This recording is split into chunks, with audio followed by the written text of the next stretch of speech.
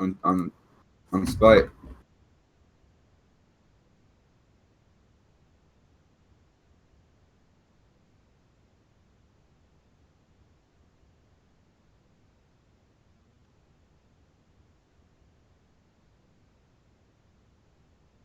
Fucking God, it changed back to normal.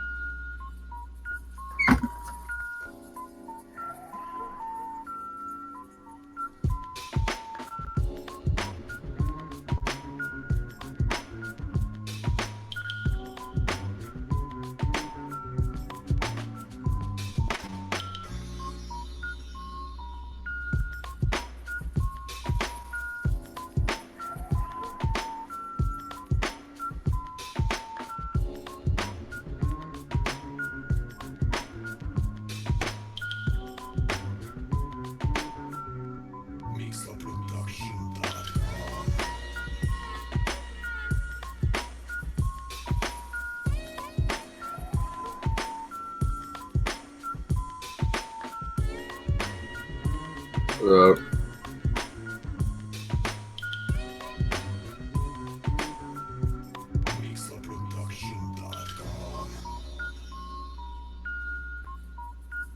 can't tell me what to do.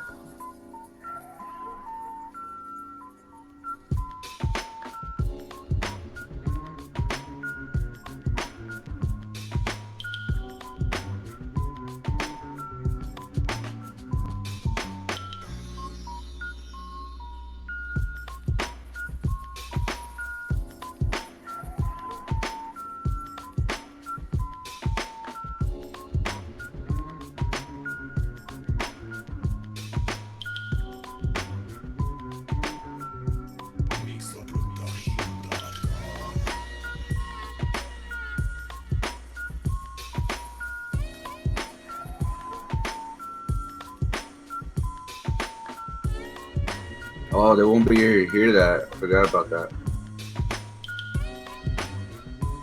The sound effects for my stream.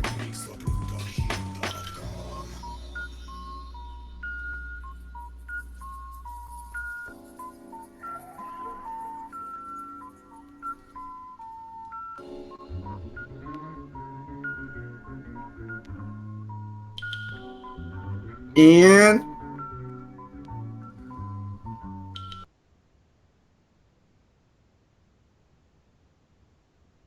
chicken bacon.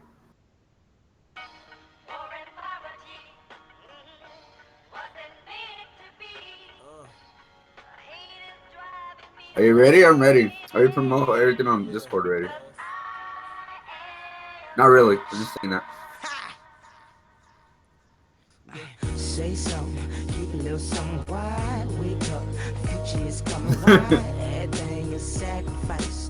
All in love pursuit. I'm eating turkey bacon, by the way. Quit the bacon. Look at that turkey bacon. Chip, turkey. Turkey bacon, you're my friend.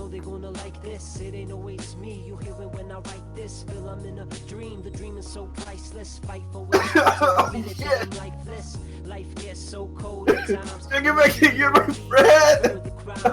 Funny how it all so close at times. Just to fall through your fingers for like the 5th time. I write my 5th rhyme from a past life memory. Been doing it since the 16th century. Flow like weaponry, thrown by the heavenly god like take down haters of all types. Steady keep the only thing that matters and keep dreaming at all times. Nothing they can do is say to stop that. So pass the mic and let my homie. Shit, turkey. Vocal ruffians with funky grins, breaking Oh, I'm good. I'm good. The turkey bacon has betrayed me. Okay, I'm good. I'm good. I'm good. And eats faster than wave from rapping today and passing them back from the grave. Staying out late and foregoing my studies to record with my buddies till it's morning and sunny.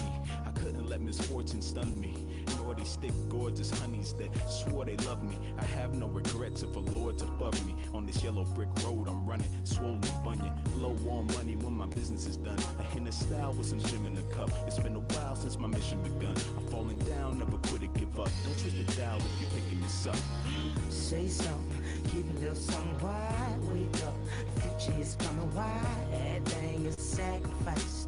All in love pursuit of a dream. It's all in the pursuit of my dreams. I drink light, think bright, right, beautiful things. There's so many peasants present, but my crew is like kings. They keep me hungry like the days when I was new in my teens, doing my thing now. It's a tireless effort, connected to this music like a wireless network. I hustle every day trying to acquire this net worth, but still you gotta find the respect first. So let's work. An expert. Alright, it's my turn. It's my turn. No CPR. Alright.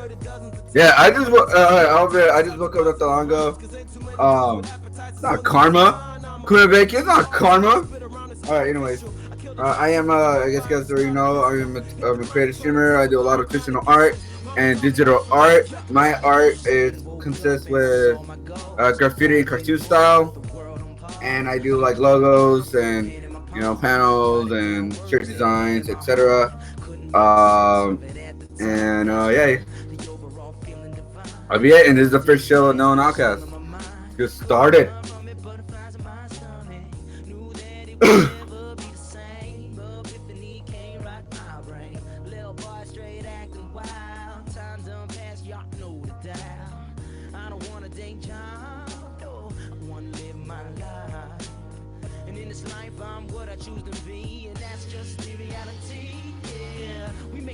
Of it with no judgment, they can say what they want, but now fuck them.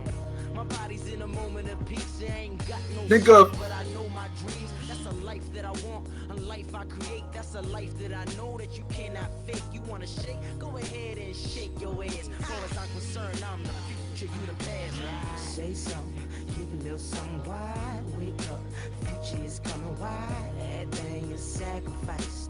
All in love, pursuit of my dreams. Say something, keep a little something wide. Wake up, future is coming wide. Everything is sacrificed. All in love, pursuit of my dreams. Yeah. Oh, oh. Yeah. All in love, pursuit of my dreams.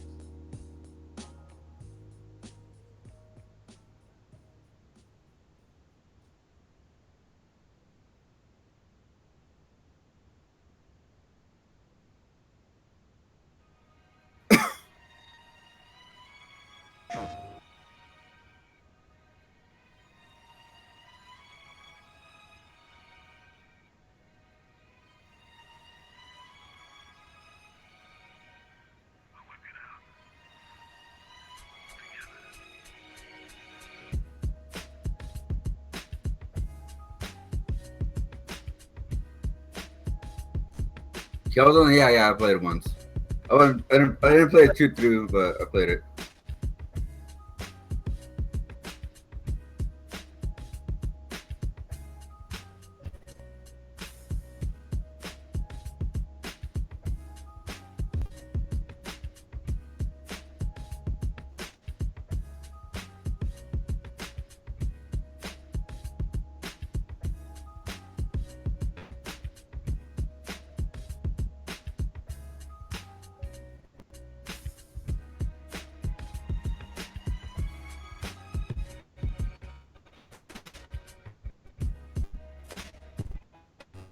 Yeah, that's kind of cool that you.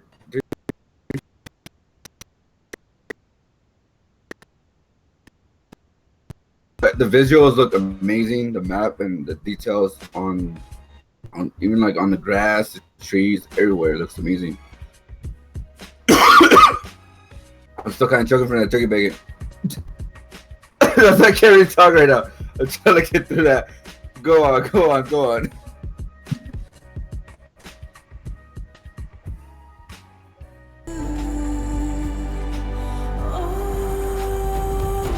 They can't hear. Oops. Over time, And I'm mute this whole time. one by one, You have been on tribes mute this came whole to these freaking time. lands. It happened. Some You small mute and yourself humble, this whole freaking time. Yes. some powerful Wow. as You king. mute yourself this whole They time, say guys. my tribe was the Hey, first, at least I wake up 10 minutes for the freaking show. the first Wow. to raise our He bones. just barely just woke up. Okay. For this He just world, barely unmuted himself. was never ours. Guys, come on We now. always shared it. Wow, what a Dangerous first show! between man What a first show! and machine. Alright, so go continue. We're gonna you're talking about Horizon, and then we do your intro later on the show. Again. Alright, so we got the first bloopers out of the way. Smooth sailing from here, guys. Sorry about that. It's not the first time this happened. Alright, sorry guys, sorry. I was silenced by Johnny and to think of. I'm just kidding. Go away. But you break this little awkwardness, I'm gonna RKO somebody. Then throw a chunk left. Oh my god. Alright, go on. Talk about this new. Oh, damn, I put Tinkler. Well, anyways, talk about this new map that's going on with the Horizon. Right. So this map is massive. Like, it kind of like resembles like the actual continent of Australia. It's actually pretty interesting. This game is coming out at the end of the month. I'm so excited for this game. The visuals look stunning. The gameplay looks really cool. It looks like something I have not seen yet. Also, the map that I see right now is This is really gonna be really harder than I big, thought. and it's like it's only within like 3 parts. It's Marion and Mother Heart.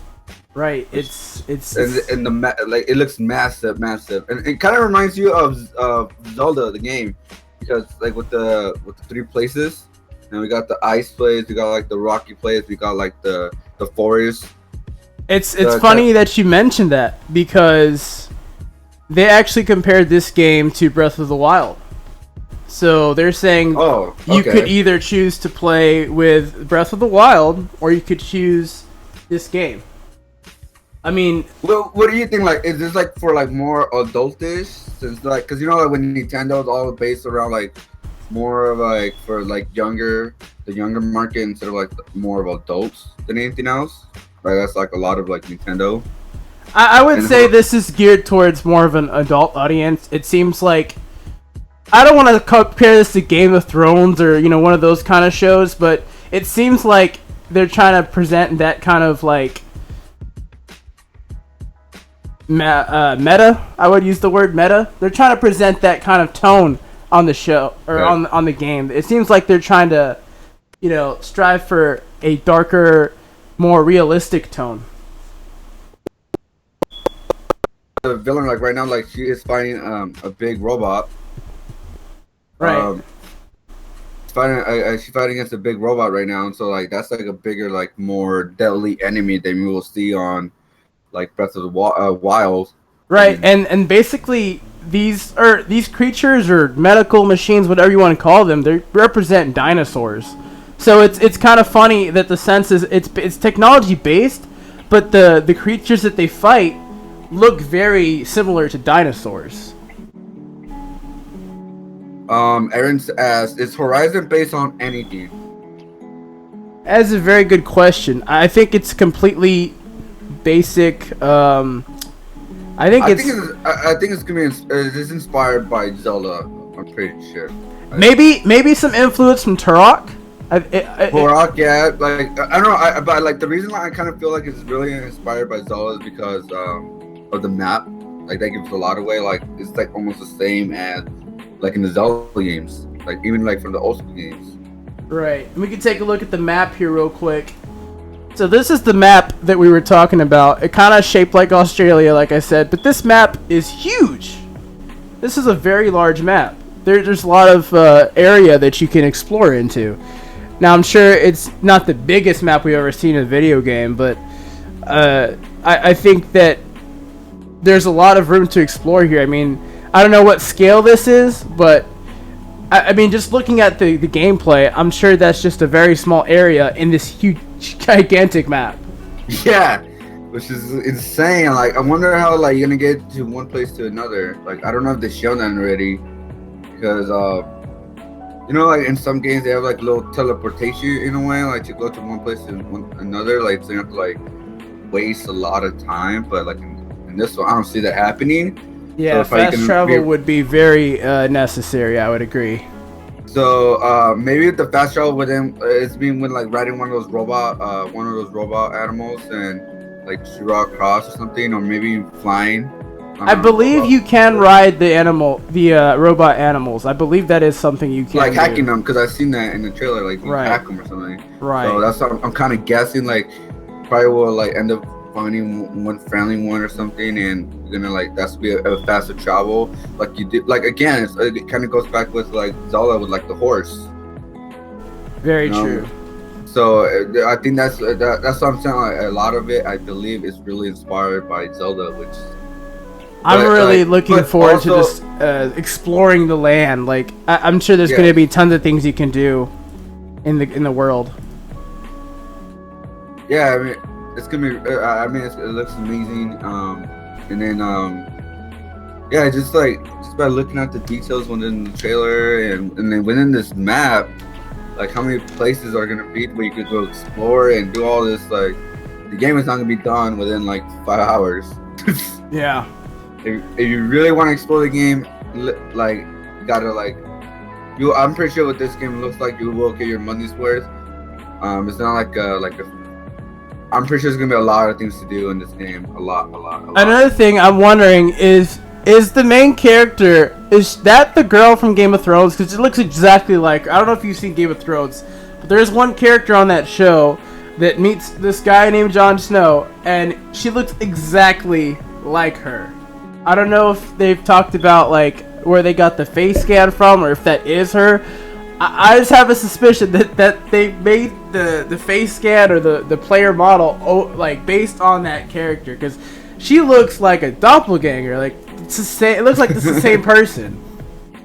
That's why I get that Game of Thrones feeling from it. Like I just and then like even like the clip of her father like showing her how to shoot the bow and stuff.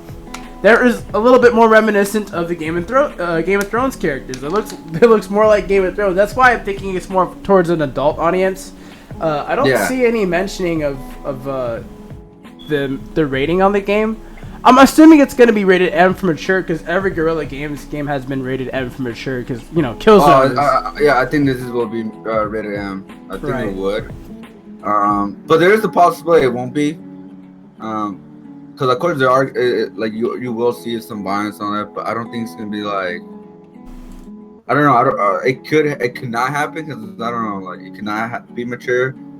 Right. We're still waiting on that, but I mean, the game releases like in 3 weeks, so they're gonna release that real soon. They're gonna release the rating on this game, and yeah, so yeah, it releases on March 1st, so like 2 days before the Switch.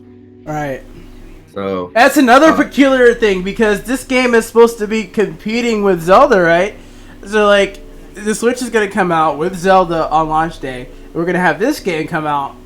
And 2 days people, before, right? so. And there are millions of people who've already purchased the PlayStation 4. It's gonna go toe to toe with this game. I'm interested to see how the sales are gonna be comparing the two games. Yeah, it's gonna be kind of crazy because like again they're similar. Of course, they have like different art style, different like of course I'll give you some different like game mechanics and all that. But a lot of it, what they're exploring in the map, is really could be a lot familiar.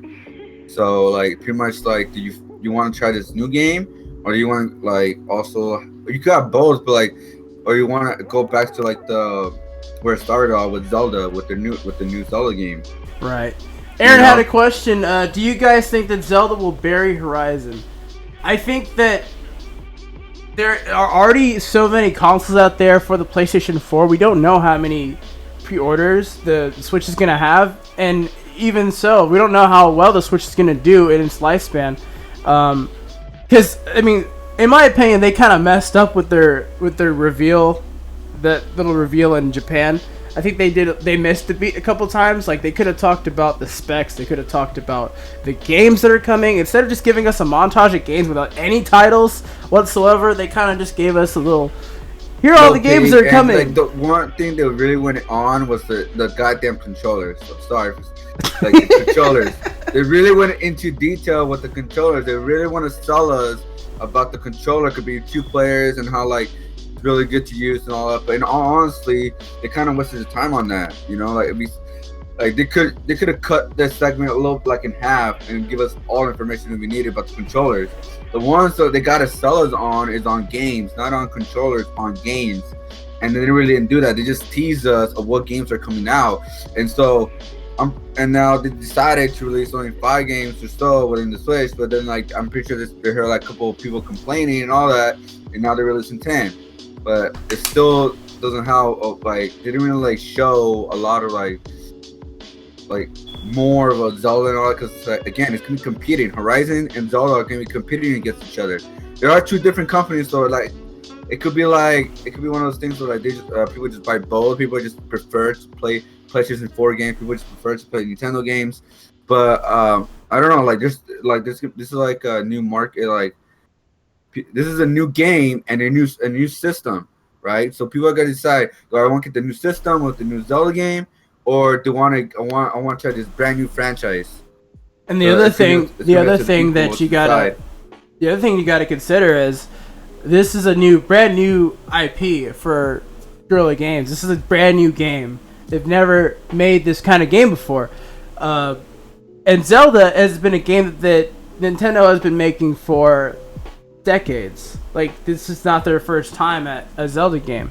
So the fact that Zelda is trying to, branch out into open world, that is new in the sense that they've never done that. I mean, they've had an open world, so to speak, but not to the level that they have done in Breath of the Wild. Now, Horizon Zero Dawn is a completely new franchise. We have no idea how that's going to perform at all. Now, we've seen the trailers, we've seen the gameplay, we've seen all that, but is the visuals, is the gameplay, is that enough to woo people over into that direction? Or are people going to go to what they know, which is Zelda, and they've played, if they've played all the Zelda games, they're going to be comfortable with, getting another Zelda experience. Kind of like in Final Fantasy. If you ever get a Final Fantasy game, you know what to expect. Awesome visuals and awesome gameplay. Somewhat good story in some of them, but most of them have really good stories. So, like, that's the thing that you have to consider when you're comparing the two is you have a historical franchise that has been successful versus a brand new IP. So, is Zelda gonna bury Horizon Zero Dawn? We have no. I mean, I would say. I would say because I would say depending on how the Switch sells at the beginning. Yeah. And the next month, I would say we would know from that. But putting a new IP versus putting a new game on a new console, it's kind of hard to tell. All right. Yeah, Aaron asked, I know, but honestly, those controllers were amazing. I got to play on Switch, one of those Switch and Play events with, when it came out Toronto, which is like, I'm pretty sure they are, but I'm not like, I'm just saying like, if they're gonna do that, they're gonna let people test the controllers and all that within the events. They didn't have to waste so much time on that part, you know. Like if they knew they're gonna like give the controls to people to try out and all that, they didn't have to waste that much time on the controller. Yeah. People are gonna test them out anyways. Yeah, the controller was just too much of the focus, and I mean, they say that it's comfortable. We don't want to get too much into the Switch, but like just to speak on it real quickly, I don't think that people with big hands would be comfortable playing the Switch. And I mean, we could talk about the Switch. We could talk about the Switch for hours, but I think that the focus, like you said before, Johnny, needs to be on the software. And they really did not deliver that with that press conference at all. Like, they focused on the hardware, but not even the main hardware, not even the tablet itself. They focused on the controller that controls the tablet.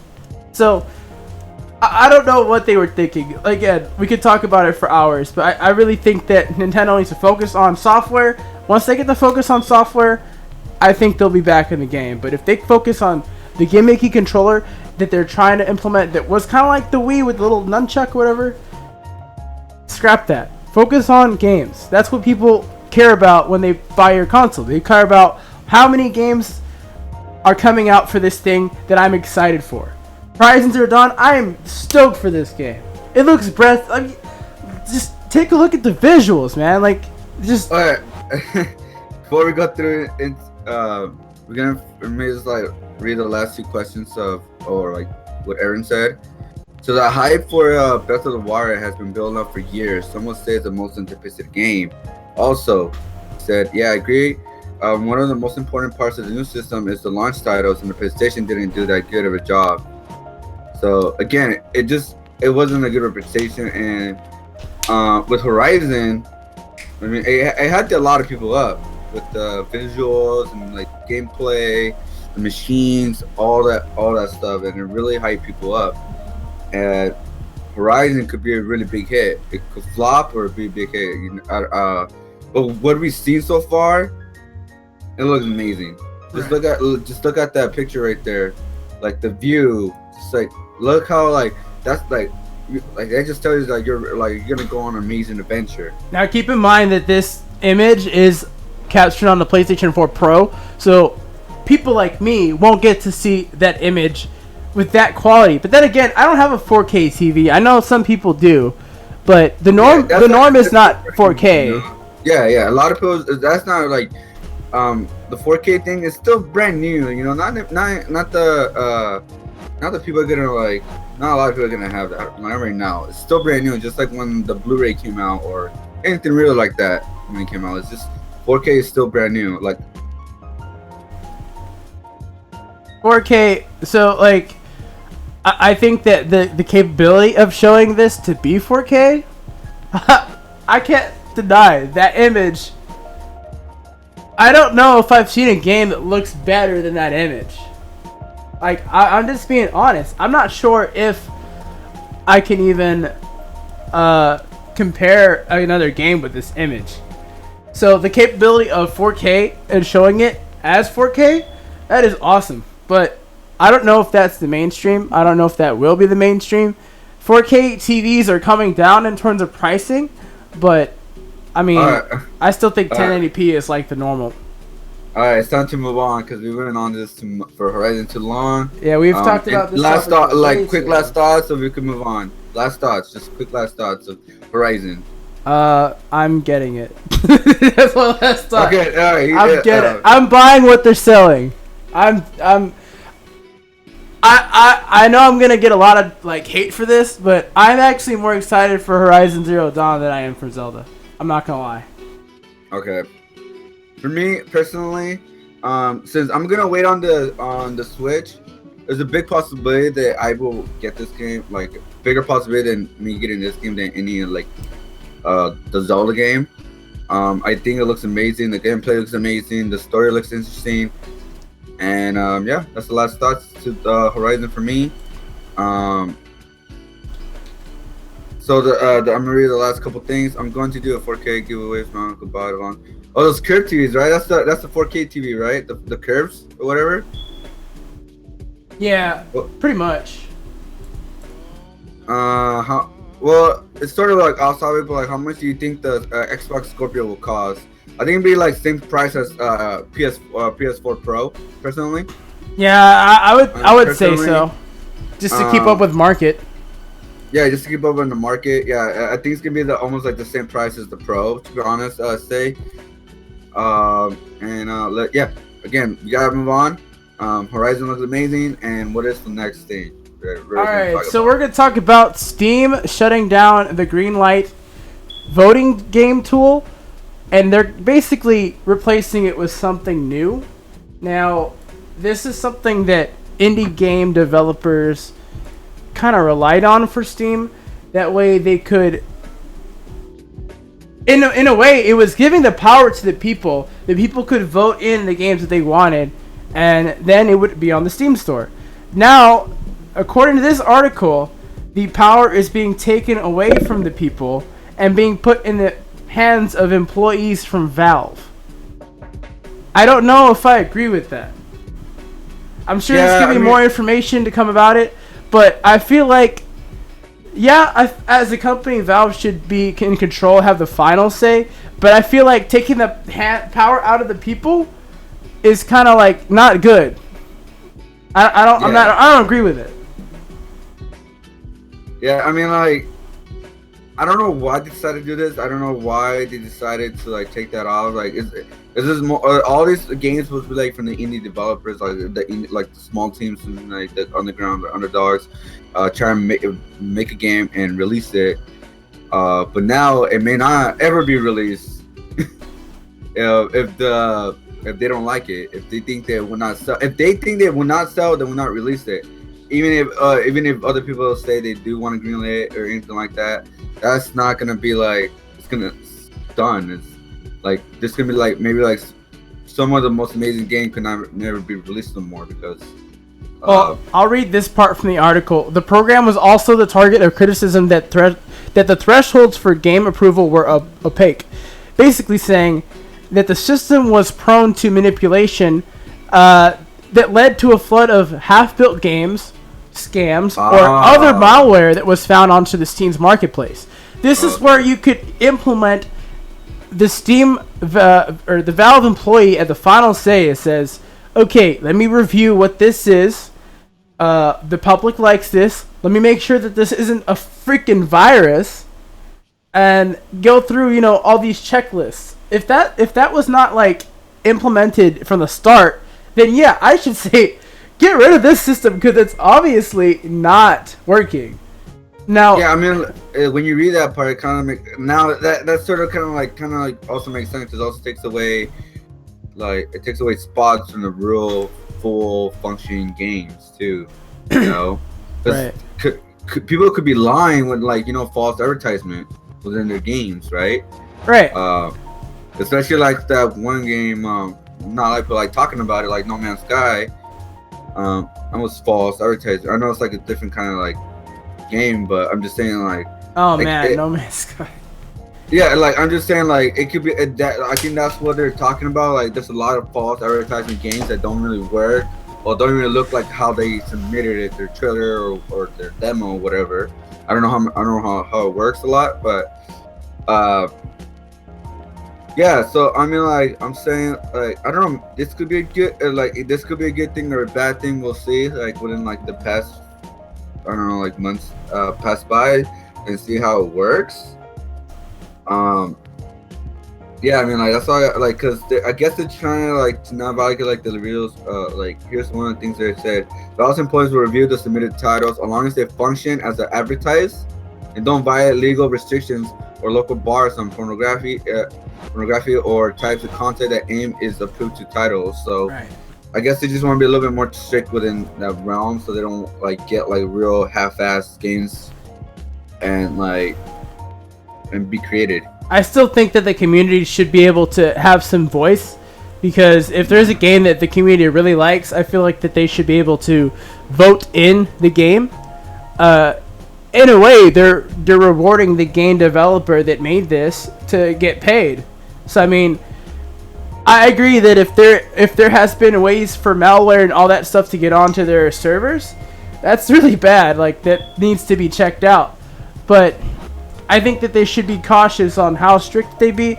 They should have the final say ultimately, because it is their store. Yeah. But at the same time, they should be open to hearing the voice of the people and understand that, you know, some people really want to, you know, promote good things in life. So I really think that this could be good, and hopefully that they don't abuse the power that they're trying to set out. Yeah, that's what I'm saying. Let's see how it plays within these few months. Or like within this year, I should say, because none games, they don't like going to be released a lot. Like I don't know how like indie games work a lot, like how they release them and all that. So I said within this year, we're gonna see how everything's gonna work. To see if it's bad or it kind of like hurts their the rap or whatever. Like we'll see within this year. Any final thoughts within this, so we can move on to the next thing? Right. So I just want to thank Steam for having this program. I mean, I think a lot of indie game developers on the PC don't know where to go. You have on console, you have like the Xbox program. I forgot what it's called. Xbox Live Arcade. They used to have that. PlayStation 4 at least, they focus a lot on indie games. So, you know, those two platforms, they really had a place for indie developers to make games for. Nintendo, you know, they kind of picked up on it towards the end, but eventually they kind of like found their way. I mean, they didn't start off very well with indie, because they've always been about first party titles, as they should be. But, you know, finally indie titles made it onto Nintendo consoles. But Steam has, you know, has paid the path for the indie developer on the PC. So I just want to thank Steam for having this for the indie developer. What are your final thoughts? Yeah, again, we'll see how this plays out within the year. That's all I gotta say for that, to be honest. All right. Well, we're gonna move on to our little esports segment. We're gonna do like a little in the week of esports. So, moving right into this, Call of Duty World League comes to Atlanta. Cool for Atlanteans. I'm still waiting on esports to come to my home state. That's not really my home state, but that's where I live. League of Legends. Is that what you're trying to say? What's that? They have a big tournament in Atlanta, Call of Duty. Pretty much. Like they're featuring a $200,000 prize pool. Which is crazy. That's a lot of dough. That's a lot of money for Call of Duty. I play Call of Duty almost every night, and I don't make that much when I play it. But they want to expand, so they want to like do more of tournaments and all that. So that's why they want to. So they open in Atlanta now, or they move to Atlanta. Right, and I think that's really great that they're really trying to push the envelope here, because League of Legends has set the precedent on how you basically run a league for esports. So we got G2 Esports versus Oregon. They'll be playing this weekend. Actually, they just played yesterday. Echo Fox was playing the other day. Echo Fox today actually beat TSM. Echo Fox beat TSM. I don't know if you guys follow esports, but Echo Fox is like a new team with a bunch of players that are not at the top of their levels. TSM is supposed to be the best team in North America. I don't know what the hell happened to TSM, but they lost they got 2-0'd by Echo Fox. Not good. TSM, not good at all. Dota 2 is a little bit from the Asian Championships 2017 to continue in the CIS region. I don't really follow Dota 2 that much, but Dota 2 had a big prize pool a couple years ago with 2 mil, and League of Legends passed that with his past 2016 World Championship with $5 million as the prize pot. $5 million for the clicking game, Johnny. Clicking game. Oh my god. $5 million. I mean, I call it the clicking game because all you do is click. You know, I'm just saying that, like you just all you do is click. All right, they get that much money for clicking a god clicker. All right, moving on. All right, so moving on from so the Call of Duty and what was the other thing you're talking about? The League of Legends, right? Yeah, so we're talking about Call of Duty. We're talking about League of Legends. I still cannot believe Echo Fox beat TSM. That's crazy. Dota 2 is something I need to actually brush up on more. I'll be honest with you guys. I don't really follow Dota 2 at all.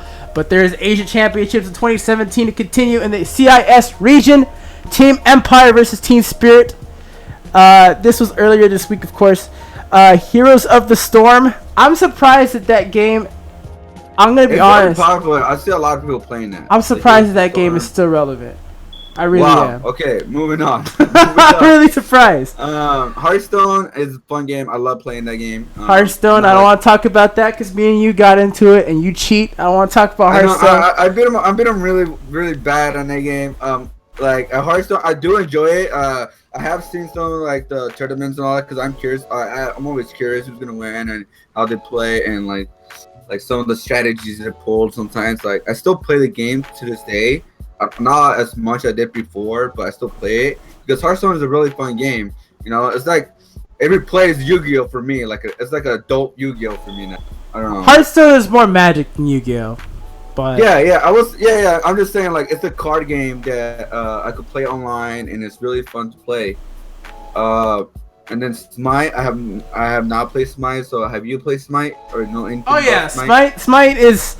I played it on Xbox One. It's actually really fun, but it's really hard for me because every MOBA is perspective over the head, right? You click to tell the person to move and all that. Smite is basically, it was built for a controller in my opinion, but it's first person. Well, it's actually third person view. So your camera is behind the character, and you have to turn this way, turn that way. You have to like basically play from that perspective using abilities and stuff like that in a MOBA sense. It's kind of hard for me. I'm not sure why I'm not able to master that, but it's one of the harder games that I've tried to play. And of course Smash Bros.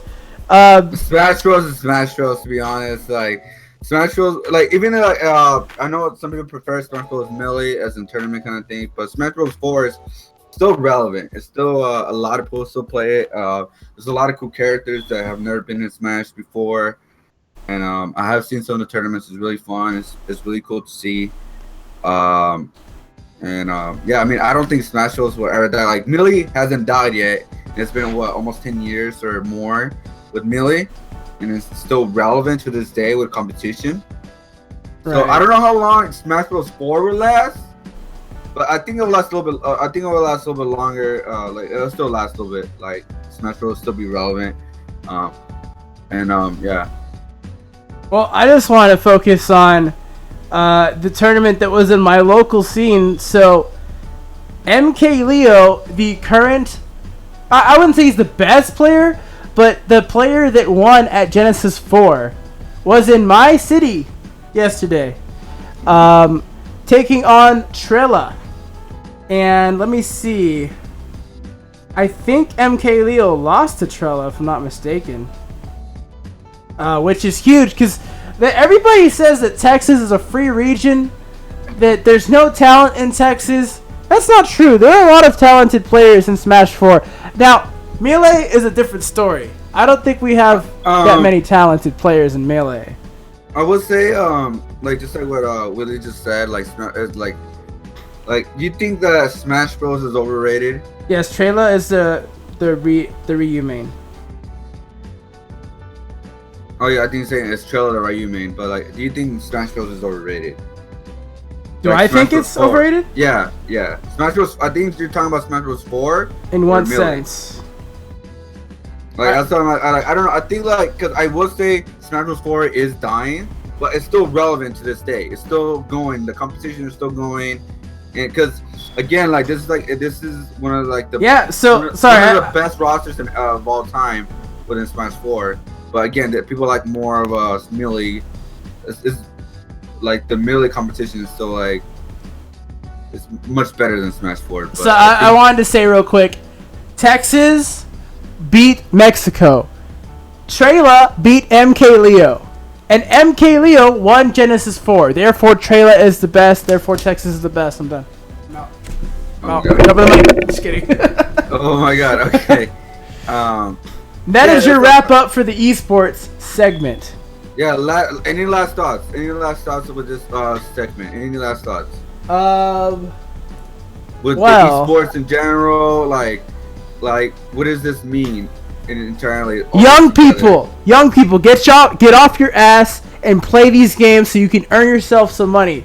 $5 million for prize pool in League of Legends, the World Tournament. $5 million. It's a no-brainer. Get off your keister and play some League of Legends. That's all I gotta say. I will say that I will say that these games do keep these keep the competition alive. Like it's like really hyping people up, and they're bringing like a new platform to this new age. Because I remember back in the day, we didn't have that many tournaments or anything like that. And yeah, it's very exciting. It's very exciting. Like it's like not only like with League, it's also like with Hearthstone, Smite, Smash Bros. There's like a bunch of different type of games that with esports it's like really bringing to like the new people within like by broadcasting on Twitch, right, etc. So it's really exciting. It's really cool, and yeah, I mean, esports is something. I mean, like I'm not really into the league or anything like that, but I do watch Smash Bros. And all that. Now we're gonna keep the subject on esports, but it's gonna be another topic. I promise, guys. Maybe because Nintendo's messing with their oh my god. Times Square. Oh, you talking about the Smash Bros. Tournament? Yeah, like I said, like Smash Bros. Tournaments are still continuing.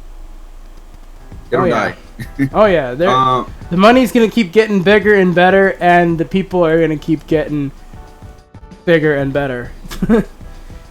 Alright, so let's move on to the next one. It's still a little bit related to the esports, but it's gonna be a little bit smaller segment.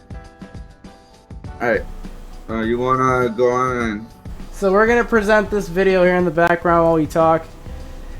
But we have to talk about the NBA for a second. The NBA has...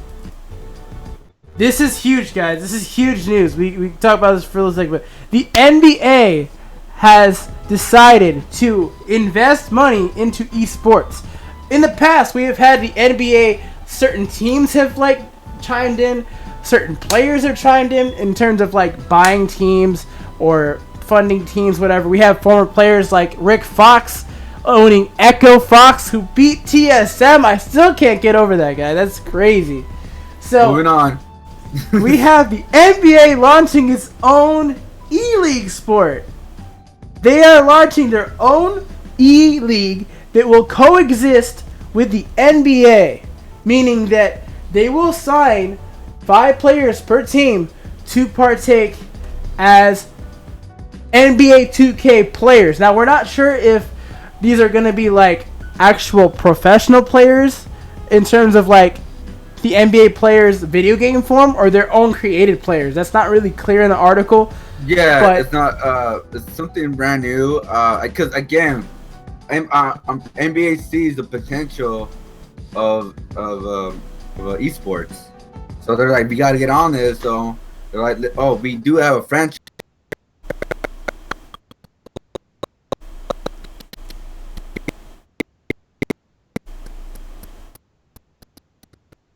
It could be a big success or it could be a big failure. Who knows? I don't know. Because again, I'm not really big on the sports games.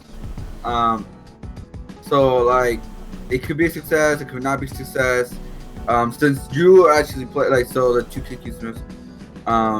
Yeah. Again, I don't know about the 2K series as much. I have seen a lot of people play. I saw a lot of people stream it and all that. But yeah, I mean, I'm not 100% sure if this could be a good idea or a bad idea.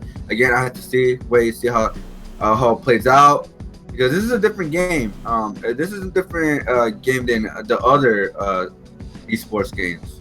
Right. So it's just really interesting. So we're gonna have like the Chicago Bulls, for instance. Let's say it's Chicago Bulls versus the LA Lakers, and you're gonna have 5 players on each side playing as the players, and this is gonna be a league that is funded by the NBA.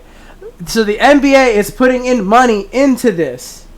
Like, this is like crazy. Like, we're not sure how. Like, so I'm gonna bring up League of Legends for example, because I think that they're the staple of how you pretty much present like any kind of e-league type of game. And I guess Counter-Strike does a good job too, but I watch League of Legends more, so that's why I'm gonna use League of Legends example. So they have they have the intro, they have the analyst desk, they have a bunch of TVs and screens, kind of like what you see on ESPN, or if you're watching like a soccer match on ESPN. Then they go to the commentator's desk, and the commentators, they break down the game before the game. They talk about different points, like key points of the matchup and stuff. Is that going to be implemented as well into the NBA 2K Basketball E-League? That's something to be interesting and to be considered. So they're going to start out with 8 to 12 teams. Eventually, they're going to branch out to 30 teams. They're going to have an 82-game season and a playoff part of it as well, and a championship. And the championship grand prize will be a total of $250,000. So that's good for his first one, yeah. They're gonna have tryouts over the internet. Okay, tryouts are gonna be over the internet. This is crazy. Like, they're all into this. Are people already practicing all? Oh yeah. Somebody who's playing the game right now, who's practicing with a team. Any last thoughts before we move on? Ball is life, apparently, in video games and in life. I mean, this is... I'm sorry. I'm speechless. Like, I'm at a loss of words of how crazy this is. Alright. It's a cool thing. It's a new game within the sports, the esports and all that. So, I'm sort of surprised, but then again, I'm not. I mean, it is a popular game. 2K series is a popular game. A lot of people play it, and again, especially with the 2K17. That's my last thoughts. Like, it's gonna be like a new thing coming in, and what is next? All right, so we're gonna talk about something that has been confirmed, sort of.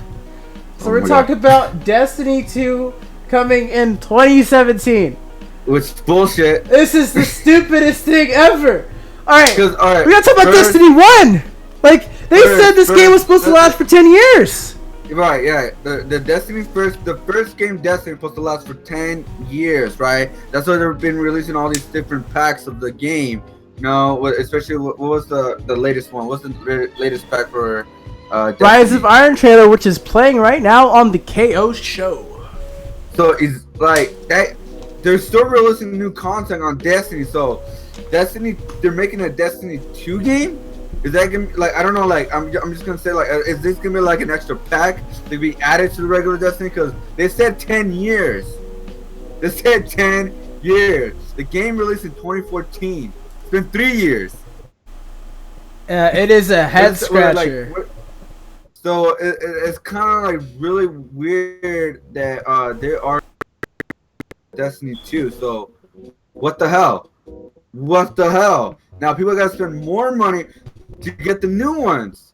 Like, what is gonna happen with the other packs? You just released a new pack for Destiny 1, and now you're gonna release Destiny 2? How does that make sense? You should at least release your final things on Destiny 1 and be like, yo, we're about to release Destiny 2. Or is that it could be an added pack or something? I don't even know. I'm just really weird. It's just really weird that Destiny 2, they're gonna release Destiny 2. Let me break down for you guys the catastrophe that is Destiny. This franchise, they made a story that was, in my opinion, way better than the one they released. They scrapped it, and they scrapped it last minute. You know those little Grimoire cards? They just put that in on the website because they couldn't fit that into the game. Now, whose fault is this? Is this Bungie's fault? Is this Activision's fault? Is it a little bit of But- both? It's I got to think be both. Activision's fault. I said both. Activision told them. I mean, maybe the director of Destiny that was part of Bungie decided to go the separate way, and that makes it both of their faults. But regardless, we have this product that was a shell of what we were promised for developer diaries that showed, oh, you can trade with you can trade items with your friends, and there's all sorts of places you can go in the game. Then later we find out those places in the game were cut out of the final release to be released as DLC. DLC, Johnny! This is ridiculous. Are they gonna do it with the same game or with Destiny 2? That's why I haven't really like bought into these games that they're gonna be releasing every single year, or even like these sequels, especially with like Destiny. Like they said they're gonna like just add extraction packs for about 10 years, which now that's a lie. Now that's the complete lie.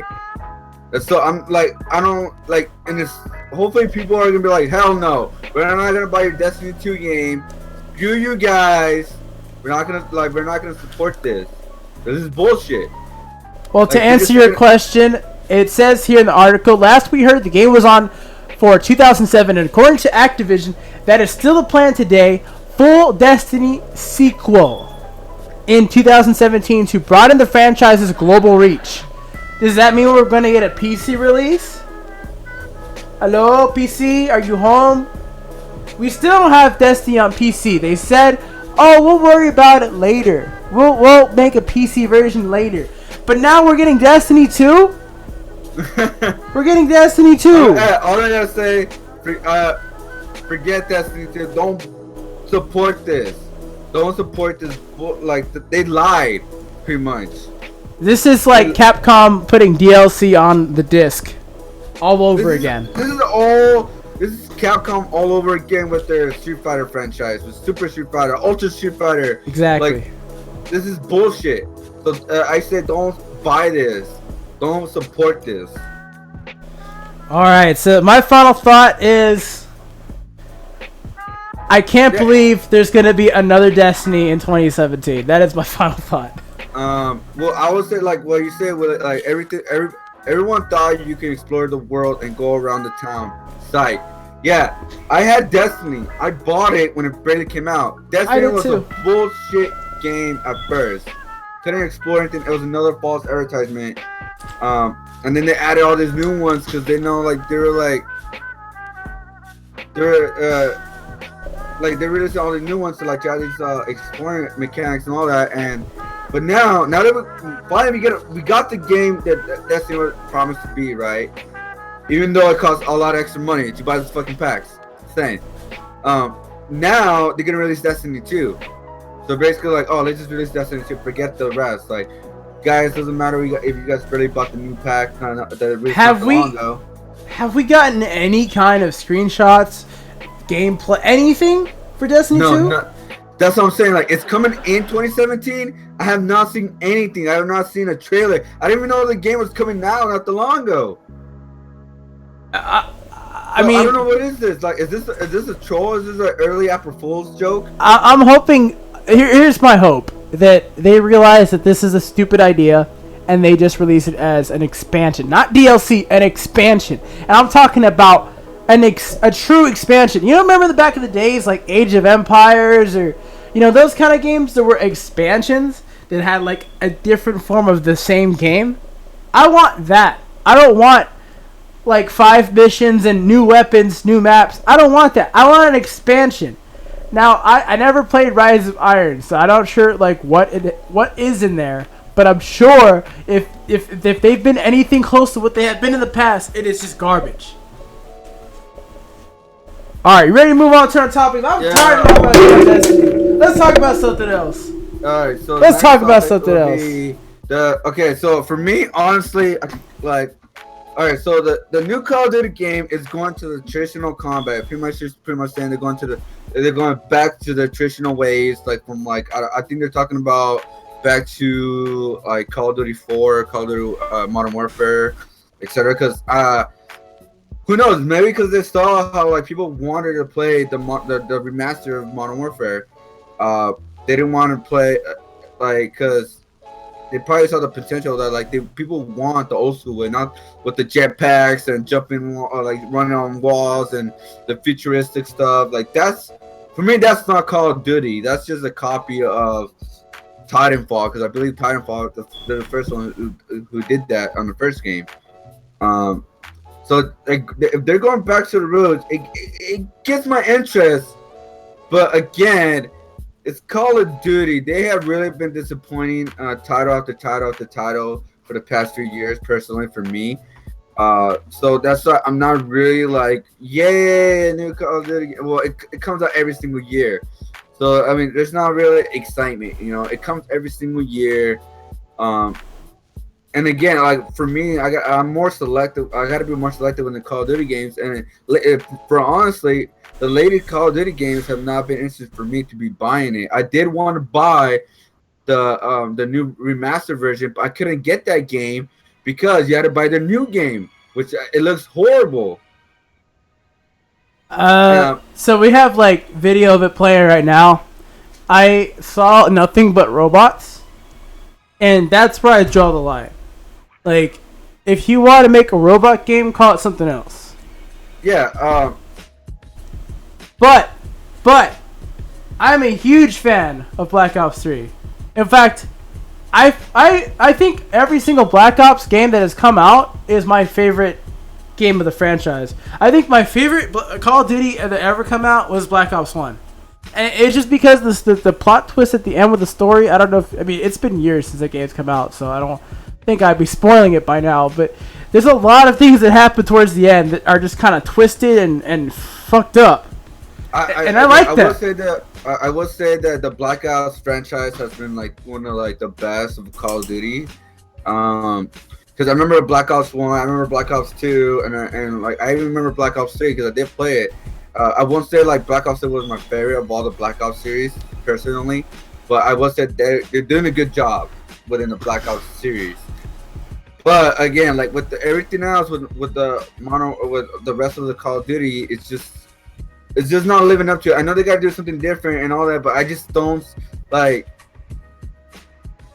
like the new Call of Duty way. Like I just don't want it no more. I don't want to support Call of Duty anymore, unless roots. So could that be? Are they releasing another remastered version alone, or are they making a brand new game, a new title with the old school way? Yes. So Black Ops 1 was actually a really good game. I enjoyed that game. It was really fun. Even competitive. And what are you gonna say? I gotta be honest though. Like I disagree. Like I feel like I played the crap out of Advanced Warfare. I played the crap out of Black Ops 3. I haven't played the new one, and I'm boycotting the practice of the packaging of the game. I'm not boycotting the game itself. Yeah, that right there. I'm surprised, and honestly, I'm surprised it sold really well. I was really, really surprised. But that being said, it also tells you, like, I'm pretty sure they're not buying it because for the new game. They were buying for the remastered version. Right. There's no doubt is the next for the remastered version. Is the next game that's going to come out this year, because every year they come out with a new game, is the next game also going to have Modern Warfare 2 remastered? And so on and so forth. So are we going to have to be paying $80 for games that we already own or owned in the past? If that practice continues, I don't like it. It sets a bad precedent for all the people that love the game. It's sending the wrong message. We're not buying the game because we want to be packaged with bullshit. We just want a good game. And I think Black Ops 3 was an excellent game. I didn't play the campaign because I haven't played the campaign since Advanced Warfare. I think the multiplayer is one of the best Call of Duties I've played in a long time. Well, and honestly, like a lot of people just buy the Call of Duty games for the multiplayer, not really for the story. I'm not saying the story is good or not. I mean, right. And honestly, every time I bought a Call of Duty game, I never played the story mode. I wasn't interested in the story mode. I just want to play with my friends, have fun, rage, throw controllers, whatever. No, I'm just kidding. Honestly, like the reason I play Call of Duty is to play with my friends, have fun, you know. Owning people, like get those headshots, get those last kills, whatever. Like the whole point of Call of Duty for me is the multiplayer. Right. I mean that's pretty much the focus for me too. People don't buy it for the story. People buy it for the multiplayer. That's what people buy it for. Like another example, like what people buy, like what Halo does, they buy it for the story and the multiplayer. For Call of Duty, they just buy it for the multiplayer. Oh, don't talk about Halo. Please don't talk about Halo. Halo 5 was trash. Like, the story was trash. No, I know. But when all the Halo games came out, a lot of people buy for the story and for the multiplayer. But for Call of Duty, I have not heard anybody like, I can't wait to play the story mode. Well, a lot of times Call of Duty story isn't even that long, or like Ghost Call of Duty Ghost story. Yeah, exactly. They promised like a sad part with the dog, and it never happened for me personally. I don't know if there was consequences in that game, or maybe I just saved the dog, but they never happened for me. I never had like a heart-wrenching moment in that game once, like at all. Like the story was so boring. Like I was like, why am I playing through this? I guess it's for the trophies. Like yeah, I really don't know why I played through that. Like Kiwi says, he enjoys Black Ops 3. Again, the Black Ops franchise is good. It's better than the rest. I mean, it's been better. It's been better than what's been going on lately. Willie, I will agree with you on the part that you like. I did like Battlefield over COD to one point, but then they went back to World War II, and that's where you lose me. I'm so sick of World War II. And honestly, so I think going back to because they did a Battlefield 1 remaster, and honestly, I like the way they did that. They didn't try to like F us over like with Call of Duty did. Like, no, you got to buy a new game. You get the game you want. Well, because they know that it'll sell regardless. And also, you have to pay extra to get it. Because they know it will sell regardless. And like that's why people should stop buying that. Like, because with Battlefield 1, I seen the game like with the remaster. It looks awesome. It looks fantastic. I like the old school way. Battlefield 1 looks freaking awesome. But you're forgetting about the consumer that actually wants to play both Infinite War and Modern Warfare Remastered. I mean there are people out there who do want to play of course, because that's why it's sold. But Infinite Warfare, what we saw, a lot of people saw. That's why it was like one of the most disliked videos of all time on YouTube. Right. But it's still one of the highest selling games of 2016. The only reason I believe it was a Silent Hill game because they wanted the remastered version, but we couldn't get it unless you buy the new one, and that was bullshit. Yep. Because you can't play the remastered version if you have to have the disc of the new game within the system. I totally agree. They should have had a better pricing model where you could either buy both games or buy one or the other, either via in the retail or just offer it online only. Like just a download only kind of thing. Yeah, so that's what I'm saying. Hopefully, if the new game does the same shit, please people don't support that. Don't buy it. Don't support it. Well, Activision has said in this article that they are going to go back to their roots, meaning that they are going to remove themselves from the space spectrum because it failed to resonate with some fans, as they say. So they're going back into the roots. What does that mean?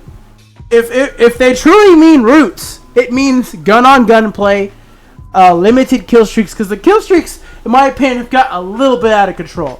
Yeah, they have. As a player of Call of Duty, like kill streaks are a little bit out of control. Like be toned down just a little bit. And I think having weapon levels and all that stuff is cool, but there are things they can do with perks as well, just to bring it back a little bit, because they have gone. I mean, they've broadened the spectrum for perks, for kill streaks, for death streaks, all of those things.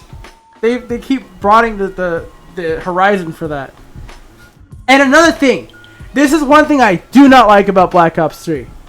Get rid of these stupid melee weapons. We've got a boxing glove, a crowbar, a baseball bat. I got killed by a pickaxe the other day. Alright, calm down with that shit. Activision. 1v1 me, Killer Bee, Black Ops 2. So shout out to Activision for making everyone look good online with all these perks and handicap assists. They probably will go back to the roots and they add crap people don't like in updates like they did with Call of Duty 4 Remastered with like the new weapons and etc. But I mean, like in order, like I don't say like too big of a deal, but unless if those game like those the new add-ons really act with like they get like a lot of people like advantage or something, they're like broken or whatever. But this could be good. If they go back to the roots, this could be good. Again, they could really F us over. And like, I'm not sure. Like, is there any news? Are they gonna release it with like? Is it gonna be a remaster? Is it gonna be a new franchise? Or is there any news about They just say that every Call of Duty has like a 2 to 3 year window of production. So that this has traditional combat that will take over the center stage, which for me, I'm a little sad because I do like sliding and wall running and stuff. I don't like that. I love it. I hate that. I hate the freaking the boosting. I hate the freaking wall jumping. Like that's not Call of Duty. I get it has to change, but they went in the wrong direction with the futuristic shit. I freaking hate it. That's where I'll disagree with you. I love it. Other games do that. There's other games that did that first. Why they had to copy that? Like they could have just stick with their own like formula, but just like add some new things. Because they ran out of ideas, Johnny. They should not be releasing the same game every single year. They should release it every 2 years or something. But that's not the business model. Business. That's not the business model. That's what I'm saying. It's not good for business. But I'm just saying like because they copied Titanfall. Titanfall was the first one that did that. The wall jumping with the boost and all that. I think Call of Duty has a better grasp on it, though, to be honest. But honestly, I hate that. I mean, I don't want any of that. I don't want the goddamn boost. I don't want goddamn wall jumping with Call of Duty. That's not Call of Duty to me. And I'm moving on. I'm done with freaking Call of Duty. I will see how this new Call of Duty is. I'll look into it and see how it goes. But if they bullshit us again, I'm sticking with my protest. I'm done with Call of Duty. I'll present my final thought. Or were you done? Yeah, I'm done. Okay. I'll present my final thought. If they continue to package games together and not offer us options in terms of like what we're gonna purchase, if they continue to go down that spectrum, I am not gonna support the company. I'm sure many people will. And their games will get good reviews or bad reviews. I won't. I will like look into it as like I know it exists. I know that it did well or it did bad, but I'm not gonna follow it any other than that because I don't want to give them any light if they are not gonna let us choose to buy one or the other or both, and force us to buy both. I think it's just criminal. That's my final thought on that. I would say, couldn't they do like sort of like an all-star Call of Duty game? Like say like they make an old school game of Call of Duty, right? With all the best maps all in the whole franchise within Call of Duty, like before it became like futuristic stuff. Could they do that? You mean like a trilogy? No, not a trilogy. Like it's a brand new game, but with all the best maps from the whole franchise. Like again, like a lot of like what I've been reading right now, a lot of people want the Nuketown the Nuketown bag. People love I hate Nuketown. God damn. Hold on. Like people like the airplane map, like the one like the airport map. Yeah, airport. You know, like could they do like sort of a Call of Duty All-Star kind? I feel like that's in the territory of Hackerville. I don't feel like Activision listens to their fans enough for them to actually consider something like that. So I feel like that's something that you would have to see in terms of like a PC game that was modded to death that has all these Call of Duty maps. They're like the top maps of Call of Duty. I feel like that's already happened in a way on some of the Call of Duties online on the PC game. But I don't think the Activision gives, for lack of a better term, I don't think they give a rat's ass about their customers. I think that they see that they have a product and it sells. They milk it to the end. Like they put these trailers out with these paid Hollywood actors or voice actors and actresses, and they use face scans. Like, oh, I know that actor, I know that actress. They put all that in the game, So you get hyped up about the game. You're like, oh my god, I can't wait for the next Call of Duty. And then you're just like, don't even think about how they just screwed you. Because, you know, you're playing, in essence, you are playing the same game every year. But, like, some changes are for good and some changes are for, like, the worst. And, like, they don't, So they have a formula they stick to. And, like, I'll admit this. I've fell for that formula. But I enjoy the Black Ops games. It turns out they already did that, but it's a Japanese version. It's called Call of Duty Online. That's what they're telling me right now. Oh, Like the they did online. All-Star Yeah, thing. yeah. So that's what it's probably talking about. But that's a free-to-play game that's in China. Yeah, that's what I'm saying. Like, it's like, are they gonna release it within like, are they gonna release it within the U.S.? Because I have not. This is the first time here reading about this. Yeah, that's the first time. I mean, I actually downloaded it. I didn't get to play it because like it was in Chinese, so I wasn't able to read it. But I heard. All right, final decent thoughts things about of it. this Call of Duty, or any pretty much final thoughts of the whole game section. Because after this, we're pretty much gonna go to like movies and shows segment. Our last topic is kind of a game, but it's related to the other things we're talking about. But whatever. Do you want to talk about that first? I guess we can talk about that next. We can talk about that next. So, because like we go to like the whole game section, and then we go all movies, like movies and shows, etc. section. Yeah. All right. Okay. So, final thought on Call of Duty. Like I said before, if they continue these business practices where they completely just put a focus on limiting a consumer's experience, meaning that they just focus on giving one way to buy their game instead of like multiple ways, I'm not going to support it. Because I may or may not like the game that I buy for the game that I want to play. Because we all wanted to play the remastered Modern Warfare. But how many of us really die-hard fans were like, oh, Infinite War looks so good? I mean, to be honest, in the E3 trailer, I didn't even know what the... Or not the E3, but the PlayStation Experience trailer, I didn't know what the hell this game was. They were showing, like, space battles and stuff. I'm like, okay, this is some kind of space war game. And then when I saw like the commander guy or whatever talking, I was like, oh, that's fucking Call of Duty. I could just know that like the way he's talking, that's Call of Duty. That has to be Call of Duty, and it was. It's just like they're trying things that we don't want. So like if they listen to their fans, I'm all for it and I'll buy it. But I also need them to listen to us in the more sense of if we want a remastered game that we want to buy. I thought it was Star Wars.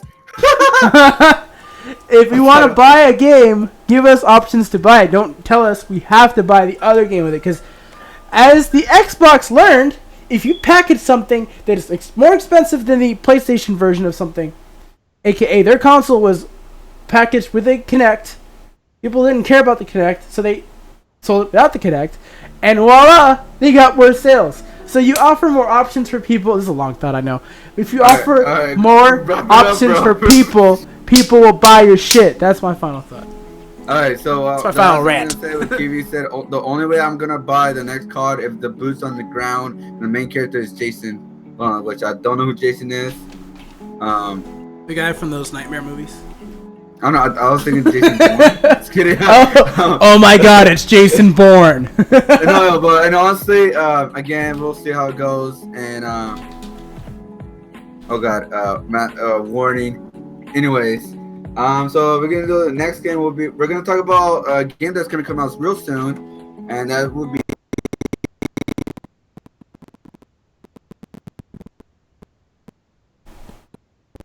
It's gonna that's the next one, right? Injustice. Before that, That's Jason Bourne. Wait, what are you showing? What are you showing? I was just showing it's Jason Bourne. Anyways, moving right along to the Injustice. Oh my God. Injustice 2. Harleen, you're losing control. For raping their customers. Oh God. Injustice freaking 2. Let's go. Which surprisingly, Killer Beast did not know anything about Injustice 2.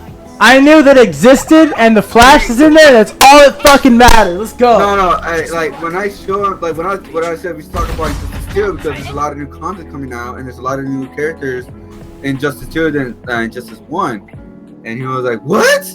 Grodd? What is this?" Like, Yeah, Grodd. Grodd, alright, man. So all right, let's talk about like the first Injustice. The Flash. Did you? Oh my God! Did you play the first Injustice game? Yes, I played the shit out of Injustice. I love. I had a stream where I was playing. I love the story of Injustice. I never played the story, but I played people online, and I would beat up my little sister in that game. I beat up the old Soul Blaze, not the new Soul Blaze, the old Soul Blaze. I beat up my grandma online on Injustice. No, I'm just kidding. Wow. You know, like Injustice is a really good game. I played the story mode; it was fantastic. I even read the comic book. Look how sick Robin looks. After the Injustice game storyline ended, it continued in the stories in the comic books. Yes. It continued, and it really shows some brand new characters that weren't in the game, and now they're in Injustice 2. So Injustice is a new thing with the environmental mechanics, and it was really great, and I enjoyed the game, and it had a really good DLC pack. They need to fix Supergirl's hair. They even added Scorpion in the Injustice, which is really cool. They did a new redesign on Scorpion and added him into Injustice. And they added a bunch of brand new other characters. But that was really cool. Like what is the next character? What is the next game guest character in Injustice will be? Is it gonna be for Mortal Kombat or for another franchise? Where is it gonna like? Because with Mortal Kombat X, they added some of the most iconic like horror villains. Yeah, they did. In the game. They added Jason. I was say Jason Bourne for a second. Jason Voorhees. They added with the chainsaw. Mm-hmm. They all they added Alien too. They added Predator. Yeah. They added some of the most iconic horror villains in the game, which it was insane. So, like, yeah, exactly. That's the next thing on Injustice 2. Like, can they finally stop teasing us and add Spawn? I don't know. I mean, because Spawn could really be good for Injustice. Could be really, or he fits with an Injustice or Mortal Kombat. But they're not gonna do another Mortal Kombat game for a bit. So I'm just saying, like, they could add. Like, in Spawn could be a really good add-on for Injustice 2 for a guest character. They better have a costume for Aquaman with all the, they better have costumes for all the current DCU characters. I'm pretty sure they will. They did that on the last Injustice, like you said, with Green Arrow. They added that one costume with it, of the TV show one. Yeah. So what I'm like, so it's gonna be it could be a really good Injustice 2. Looks amazing. The story mode really got me hooked because I really enjoyed the story mode in Injustice 1. Now in Injustice 2, the story mode, I don't know if it's like spoilers, but like Brainiac is the main. Like it looks like he's gonna be the main villain of this story. Mm-hmm. So it's gonna be very exciting. I'm glad they're not recycling the Superman thing. Like he's the villain still. Like I'm glad it's.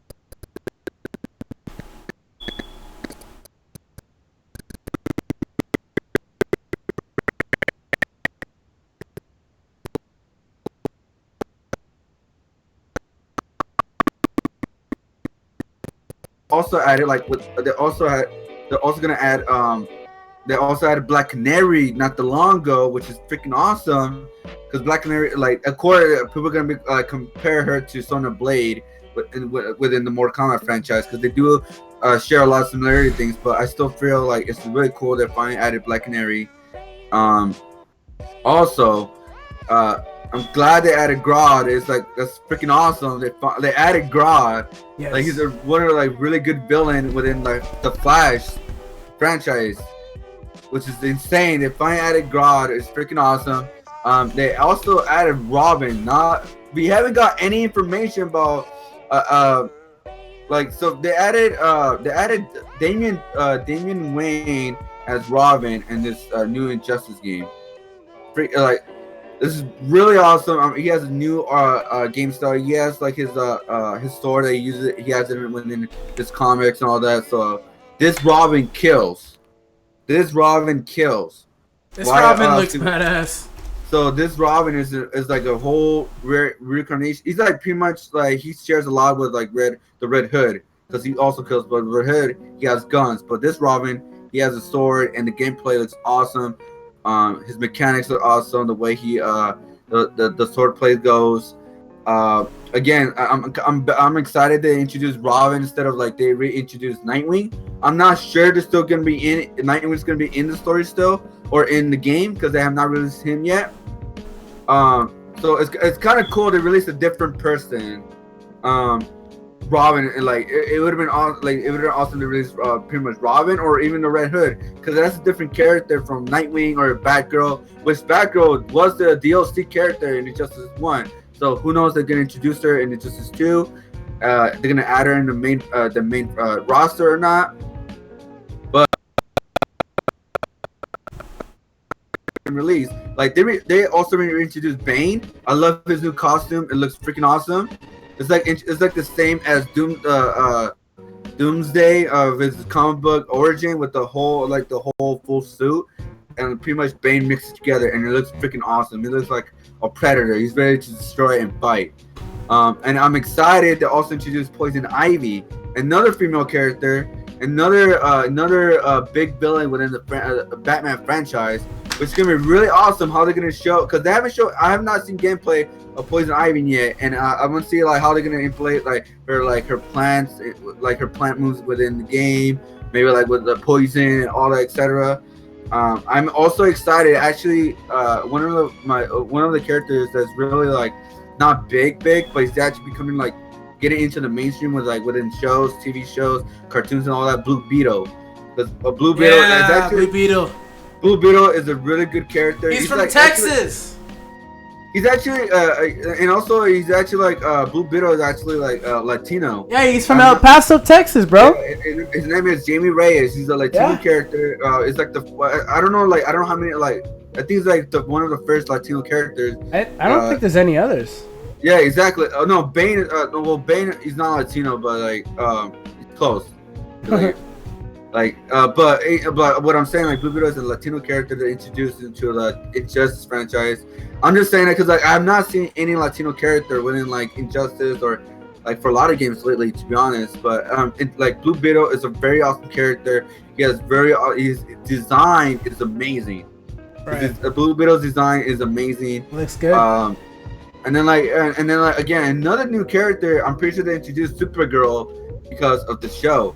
Yeah, if you've noticed like the video, they keep showing her as Kara, like the street clothes Kara, and then she like changes into her Supergirl costume. So that's straight from the show. Like that is not something they would have thought to do in the game without the show's existence. Yeah. Also, yeah, that's another character I'm really hoping they add is Static Shock.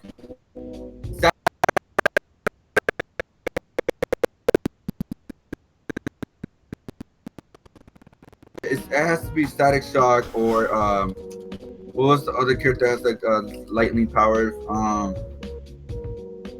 I'll get back to you on that one. But any other things you want to add on? Like we need more Flash family. Where's Wally West? We need some Wally West. Maybe a costume. I'd be fine with a costume. We also need. I think they'll do a costume like they did with Green Lantern.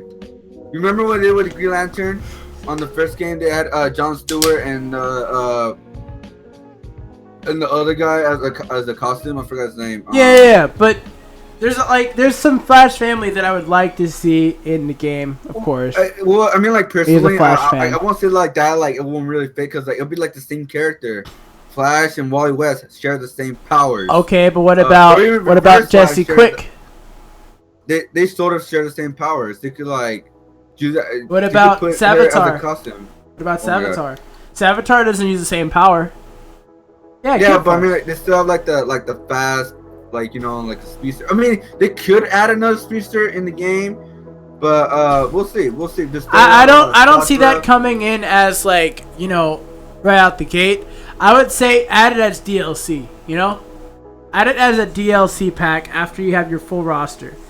Add families from different games. Because there are a lot of DC franchises that don't have video game implementations at all. I mean, we've had our Batmans. We've had, what else have we had besides Batman? Is that it? I can't think of What do you any, mean? like video games. Like, if we had anything else besides Batman. Oh, And Superman. They do have the mobile game, and they also have the online game with DC. No, I'm talking about like a franchise based on, you know, one of DC's Well, they did characters. have Nintendo 64 Superman. Yeah, that was the awful. That was the worst game of all I time. will say, but I mean, they still created that. Again, DC has not been really in the games a lot. Like they did have Mortal Kombat versus DC, which is still part of DC. That was a game for Right. DC. So DC more fits within the fighting game realm. Batman was a really awesome story because they could really tell a good story within Batman. And Right. So what I'm saying is they need to add more. You know, like Blue Beetle. That's a great addition. Like I never thought I'd see Blue Beetle in video game form. Okay, there we go. It could be Static Shock or Black Lightning. That's another lightning character. So it could go either then because they both share the same power. So hopefully they add a Static Shock or Black Lightning Right. within the franchise. 'Cause I do want to see one of those two characters to be add on. It's gonna be really freaking awesome. Yeah. Again, this game Injustice looks amazing. Also, I'm very happy they also because. Like you said, you want another speedster within the Justice game, right? Because they added another Green Lantern in this game, but it's the Red Lantern. They added the Red Lantern, which is like Atrocitus. They added him, the Red Lantern Atrocitus. He pretty much the Red Lantern is like each of these rings represent an emotion, right? And Yeah. the Red Lantern represents anger. So it's really cool. They added a new lantern within the game. Like I was not really expecting that. Like because I thought they're gonna add Sinestro. Who knows since Sinestro is still within the game? Who knows? But I'm glad they added a different new lantern within the series, which is the Red Lantern. And also hopefully they also give like the costume for Supergirl as the Red Lantern because she does become a Red Lantern in the comics. So it's gonna be kind of cool if they do that. They put her they give her that costume. They give her the Red Lantern costume within Supergirl because that's gonna be really cool. Because I don't know if you guys noticed, if you guys watch the show Supergirl, but they give little hints of Supergirl having really anger issues. Yeah. So I'm very excited they added the new Red Lantern, the new Lantern character within the game. It's really cool, and I'm very excited they're adding all these brand new characters. You know, like again they added Brainiac, another big bad villain. I don't know if he's gonna be playable, but like I think he will be playable because who would not want to play as Brainiac? He's one of like the big bad villains within Superman or even Justice League. A lot of people know who Brainiac is. If you guys don't know who he is, he is the collector of knowledge. He is the collector of pretty much worlds or cities. He collects cities for his collection. Like the last thing he collected was one of the big cities in Krypton, and he wants to collect Superman because he's a big collector of worlds or cities. So now he in this new game he has seen this new world of all these heroes and villains in this new world Earth. Now he wants to collect this. It's worthy of his collection. So it's gonna be really awesome how this story is gonna be within Brainiac because Brainiac is a really interesting big bad villain. You guys can check out the Injustice website. It's www.injustice.com. You guys can check out all the characters that they've released so far. You can click on them. There's a little bit of a bio underneath each one of their names. And there's like, I think 2 pages, or it's like a page and a half full of characters. Hopefully they give Green Lantern his Deadpool outfit. Here was the Red Lantern Johnny was talking about. I can't say that. Atrocitus? Yeah, it's like Atrocitus. Atrocitus. Like atrocity, you know, like. The Aquaman, Gorilla So what if they Grodd, add Raw al Ghul? Deadshot. That would be cool. Oh, Ra's al Ghul would be another cool character, but Ra's al Ghul will have someone similar to Robin, with the sword play and all that. But who knows, really? You know, like who knows what they could do with that? Yeah, it's not understandable if you don't like Supergirl and all that. But like that's the reason they added Supergirl is because the show. That's why they added Deadshot. They added because of the movie. They added Grodd because of the show. Like they really are adding these characters because like they're because of the shows and movies. Like that's why they're adding these. Yeah. Like Blue Beetle. Blue Beetle is really like he's been in like a lot of like TV shows. Like he was a big part of Young Justice season 2, and he became really popular after that. After Young Justice season 2, and of course they had to add Harley Quinn again because Harley Quinn became so popular within the Suicide Squad movie. That's why she's also even getting her own movie. Yep. So any last thoughts for Injustice before we move on this? Injustice looks dope, and it's another game I can't wait to play. Again, you guys can visit this website and check all the characters that they've announced. Of course, there's a lot of missing little slots here. So those spots will be filled as time goes on. So as they announce more characters, you'll be able to click on the locked characters here. Yeah, which I'm not sure if all these slots are also within like they also added the DLC slots, or that's just the whole roster slots. I'm sure there's gonna be like a pre-DLC, like that's common practice nowadays. But well, yeah. But I don't know if the squares means they're also like the slots for DLC characters because there's a lot of DLC characters within this game. There's 9 DLC characters. If you buy the Ultimate Edition, there's 9 DLC characters. If you buy the the Deluxe Edition, there's 3 DLC characters. Also, if you get the Deluxe, you also get a Power Girl with all new dialogue voice with Supergirl. But if you pre-order for the Ultimate Edition, you get 9 DLC characters. Also, you get 3 premiere skins like Flash, the Transform Flash, which is like the Reverse Flash, the new Green Lantern costume, and the Supergirl alternative character looks and all that with the new voices and all that. So there's gonna be a lot of new things gonna add, and yeah, I mean also like you said, like I read that before, was like I wonder if they're gonna try that one thing again about creating your own character within these games. They did that once, but it was kind of like a failure in Armageddon, Mortal Kombat. But it could come back within like Mortal Kombat 11 or Injustice 3. Who knows? But I don't think it's gonna come back for this game. But it'd be really cool. That's a really cool idea. Cause creating your own character, that would be really good. Yeah, that should be something they should do. That'd be a really cool idea. I just feel like that's on the timeline for like Injustice 3. It's not ready yet. They tried it in Armageddon. It was a good idea. It was a cool idea, but it wasn't ready. It wasn't time for that. And I think it could be time. They could be ready for that when in Mortal Kombat 11 or even Injustice 3. They need to hit up they need to call up the guys that made Soul Calibur because they got it down to a science. Yeah, they got it down. Yeah, they really got it down. Again, Deathstroke, Slade, they could be good at introduction. Again, he was in the first one, and it'd be kind of cool if they do add him again. Especially since he's gonna be in a new Batman movie, which also it goes with the next story we're gonna talk about.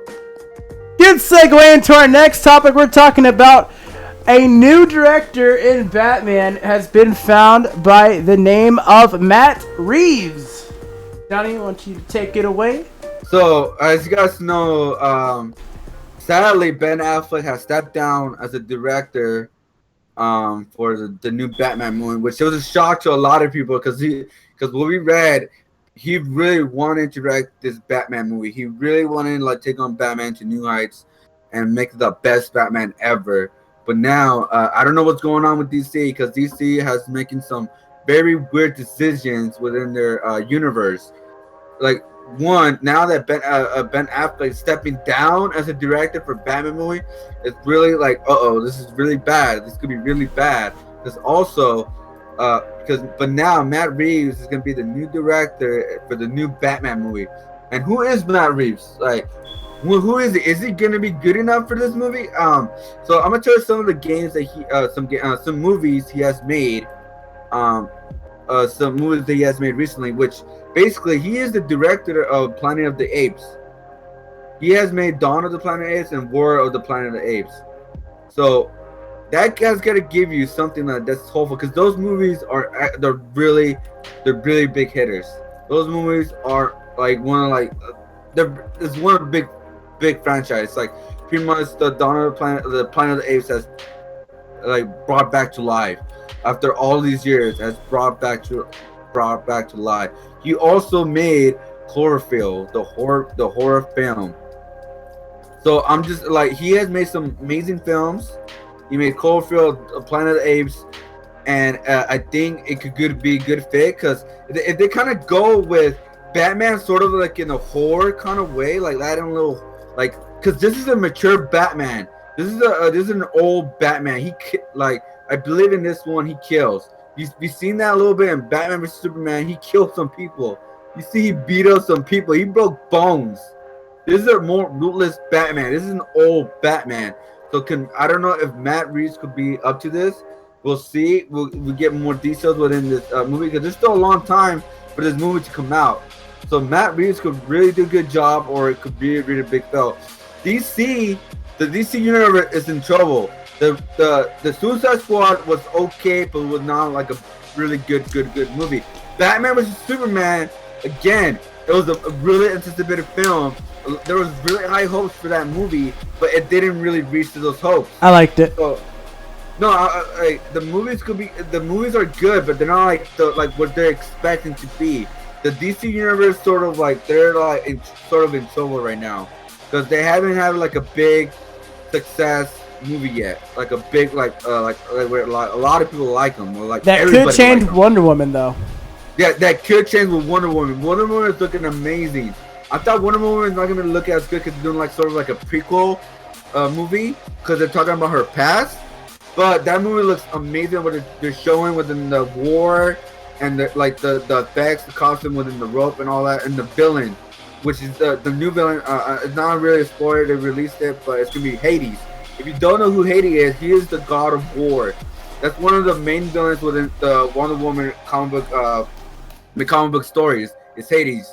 So it's gonna be really cool. Wonder Woman looks like could literally take it off, just like what Iron Man did in the first Marvel movie. So it's also like the reason also is gonna be worried about, because I'm gonna bring this up. They are thinking of making a Black freaking Adam movie first before they make a Shazam movie, because now we all know The Rock is gonna be Shazam, Black Adam. The Rock's gonna be Black Adam. Now they're wasting a slot of DC slot to make a full Black Adam movie, which is, I think, is stupid. I think The Rock wants his own goddamn movie, and I think he's just wasting the slot. Honestly, they could just do a Shazam movie with Black Adam, and it work fine. So again, I don't know what the hell DC is thinking about right now. I don't know what they are doing, but we'll see. We'll see how it goes. Again, with the Matt Reeves. I still have faith within the Batman movie. I mean, they show a test screen with Deathstroke, but holy shit, he looks freaking badass. Because we got a little teaser sort of with the Deathstroke within the Arrowverse and the TV show. They show Deathstroke within that with that universe, but now they're gonna show a whole brand new Deathstroke with the CGI or whatever they do, Deathstroke, and it looks freaking badass. Like it looks really badass.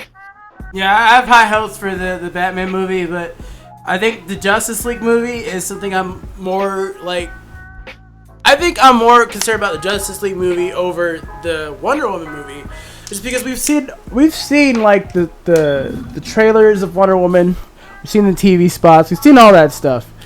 We have really not seen much about Justice League. They say that they're done filming it. They say that it is in post-production right now. So I'm really worried, like, where's the trailer? I need a trailer about Justice League, because, like, that is the one movie if that is not a success, I don't know where you go from here in the DC universe. Like, Justice League looks awesome, the movie. If this is not a hit, they're in trouble. If you bring Flash, Cyborg, Wonder Woman, Aquaman, and revive Superman, because it's going to happen. We all know it's going to happen. Yeah, and no, Batman all in one screen and it doesn't work, then it's done. Yeah, you're done. Like, you guys are really in trouble. Like this is because there has to be a hit like Avengers. This is the first Justice League movie. This is the first time we're seeing all these characters into one movie. All right. So like you said, the DC movies he liked was Man of Steel, Dark Knight, and Watchmen. So Watchmen and Dark Knight are not in this universe, but Man of Steel, the first Man of Steel movie, I actually, you know what? Now, I actually liked the new Man of Steel movie, the one that came out. It was really good. I enjoyed that movie. It was awesome the way the Dark Tone they made it. The Man of Steel movie was great. I enjoyed that movie. Because a lot of people didn't like Superman. They're saying he was too dark. He wasn't the happy. Yeah. I know a lot of people complain this is like dark and all this, but like again, they gotta do that way. They can't go the way the Marvel is with the more lighthearted is, or else it'll be almost the same with different character. They gotta go dark. Well, I think I think there's like a way you can balance out the dark with comedy, and I think that they do that. I think that if Suicide Squad did anything good, it was that aspect. That it was a dark movie with little light humor. Some of the humor was stupid, like the little lady move around like this, and like you don't have the balls. Like they added some humor within Batman vs Superman, little jokes here and there. Right. Even in the new trailer with Justice League, like within Aquaman and Batman, like when Batman was talking to Wonder Woman, like, is he gonna join? Maybe. So he's not, and like they made a little joke of that, you know, like or even with Barry Allen, you know. But they made a little joke about that, like they added a little humor in there, and I do like they added a little humor. But I do like it's dark. I do like the dark tone, but it's not right yet. They almost had it, but it's not right yet. Yeah, they're missing a key element. They're missing something. They're missing something. DC characters are like, again, they have, because basically Marvel is basically making more iconic characters now within their movies. There are more, like, a lot of people didn't know who Iron Man was. Mm-hmm. A lot of people didn't know who like the only character a lot of people know, the big iconic character in Marvel, was Spider-Man. That's the one character a lot of people, even if they never read a comic book before or anything, they know who Spider-Man is. In DC, they have two characters, which that was Batman and Superman. They know those two characters, those two iconic characters. That's why Batman and Superman was the most anticipated movie of all time. Because they were like, yo, we're finally getting Batman versus Superman. But they didn't hit the mark with that movie, which is disappointing. But they still get it right within Justice League, and hopefully they get it right. If they don't, they are in trouble. If the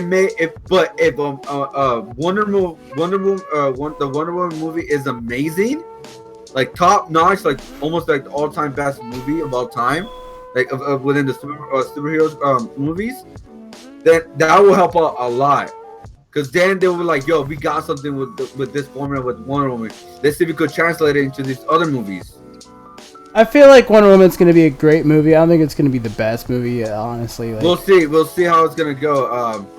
But I feel like DC has to have a strong year this year, otherwise people are gonna stop watching their movies. I felt like Suicide Squad was decent and Batman v Superman was decent. I felt like those two movies were entertaining enough that I could sit and watch from start to finish. Exactly. Like, but Suicide Squad had some weird editing details, like whenever they're going up the stairs and they have like a random ass flashback. They need to fix that, because that turns off a lot of critics and people. The reason they're trying to do that because they're trying to give so many origin stories within one movie. Right. Within one movie, there are so many characters, origin stories. Just like what Kiva said, like, there was just too much. There was too many characters, too many unexplained stories. People were like, what? Like, what is this? Like, yeah, there's no connection between like going up the stairs with Deadshot and you falling into a pit with the Joker. Like, I will say that actually with the Deadshot's origin, it kind of like that was enough for me. He did a good job with Deadshot. But with the rest of the characters, like they pushed Deadshot and Harley Quinn origins, but the rest, not the rest. They didn't want to push the rest because they wanted to put the main character was Harley Quinn and Deadshot. That's partially because of Will Smith, but yeah, well, also because Deadshot is also the leader of Suicide Squad within the comics too. Deadshot is also a main character within Suicide Squad, so I wasn't too surprised. Yeah, maybe it had to do with Will Smith or anything like that. They pushed the persona of like Pursuit of Happiness with his daughter. Like, Yes. they made all- Deadshot likable. Yeah. Also, like the Enchantress, the main villain was Enchantress, right? The main man was, but who the, like, they didn't really give a good detail of Enchantress. Like, who the hell is she? Why is she a big bad villain? This is what she's doing in the movie. What? That's what she was doing in the movie, just like moving around like this and fucking Like talking. it was just too weird for me. Like, and like Killer Croc, he is an interesting Batman villain. They should not even, like, if you know his story in Batman, you guys would enjoy Killer Croc a lot more. Well, maybe they can highlight his story in the Batman movie. Which it did say they're gonna have a lot of villains within the Batman movie, which I am afraid of too. Well, how many is a lot? Like, if they're gonna throw a bunch of There them. are Poison Ivy. There are hints of Poison Ivy. There are hints of Penguin. There are hints of Riddler. There are hints of the Joker. There are hints of, like, all these villains within this Batman movie. Deathstroke. They can have little cameos, but still, I'm just saying that's too much. I think it'll be. All right, well, we gotta wrap up this topic. What are your final thoughts on the new director? Good, bad, scared, not scared. What are your final thoughts here?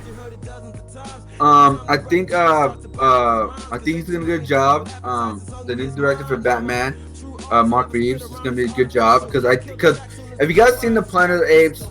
He is doing a really good job with those movies. Everybody's excited for the new one that's gonna come out this year. Everyone's very excited. The War of the Planet of the Apes. You guys, like, check out, like, trailer, all that. Those movies look awesome. So I'm thinking, like, if these movies are a hit, I think he could do a really good job with Batman. We still don't know how it's gonna be. We still need a trailer for Batman. We still need more info, but it's too soon right now. It sucks that Ben Affleck has stepped down. That still gives me a little worry. But he is still starring as Batman. There's little rumors of him dropping out, which I kind of doubt that. But still rumors floating around that he wants to drop out as Batman. All right. Also, you know what? Yeah, I'm just gonna end with that. We'll talk about later more in the future, but that's I think Mark Reeves could do a good job. We'll see how it goes. And I'm gonna say if they don't knock a movie out of the park this year. I'm sorry. You just want to take Knight was my favorite president. if they don't knock it out of the park this year, I think it spells big trouble for the DCU. Moving right along, we're going to talk about. I got the wrong trailer pulled up. We're going to talk about this. We're going about something else then. All right, so we're going to be talking about Iron Fist trailer. Now we're going with Marvel. We're going to Marvel. So Iron Fist trailer was dropped a few days ago. And take a look at it. Trailer right now? Yep, we're gonna listen to some audio. All right, we're gonna play the trailer. Are you gonna put with audio or just gonna play it? Audio. All right, here we go. We're gonna show the Iron Fist trailer, which is very exciting. He is the final defender, and we'll talk about who those defenders are Danny in the Rand. comics and within the show. Let's go. You don't belong here. I'm Danny Rand. Guys, I just want to talk. Welcome to Rand Enterprises. I left here 10 years old in a jet with my parents. I became the lone survivor. Danny Rand, back from the dead. Why'd you wait this long to show up? How the hell did he learn martial arts? Where'd you train? Kunlun. My father instilled in me a love and respect for this company that has never faded. This is my home. Rand is my company. This city is no place for Danny Rand. We put in practice and discipline. No giving up, no giving in. Danny, what happened to you? Why are you really back here? Some bad people have gotten on the inside. Criminals. I know what they are, what they can do. To fight them, we need someone with special skills. I've been training my whole life for this. This is my destiny.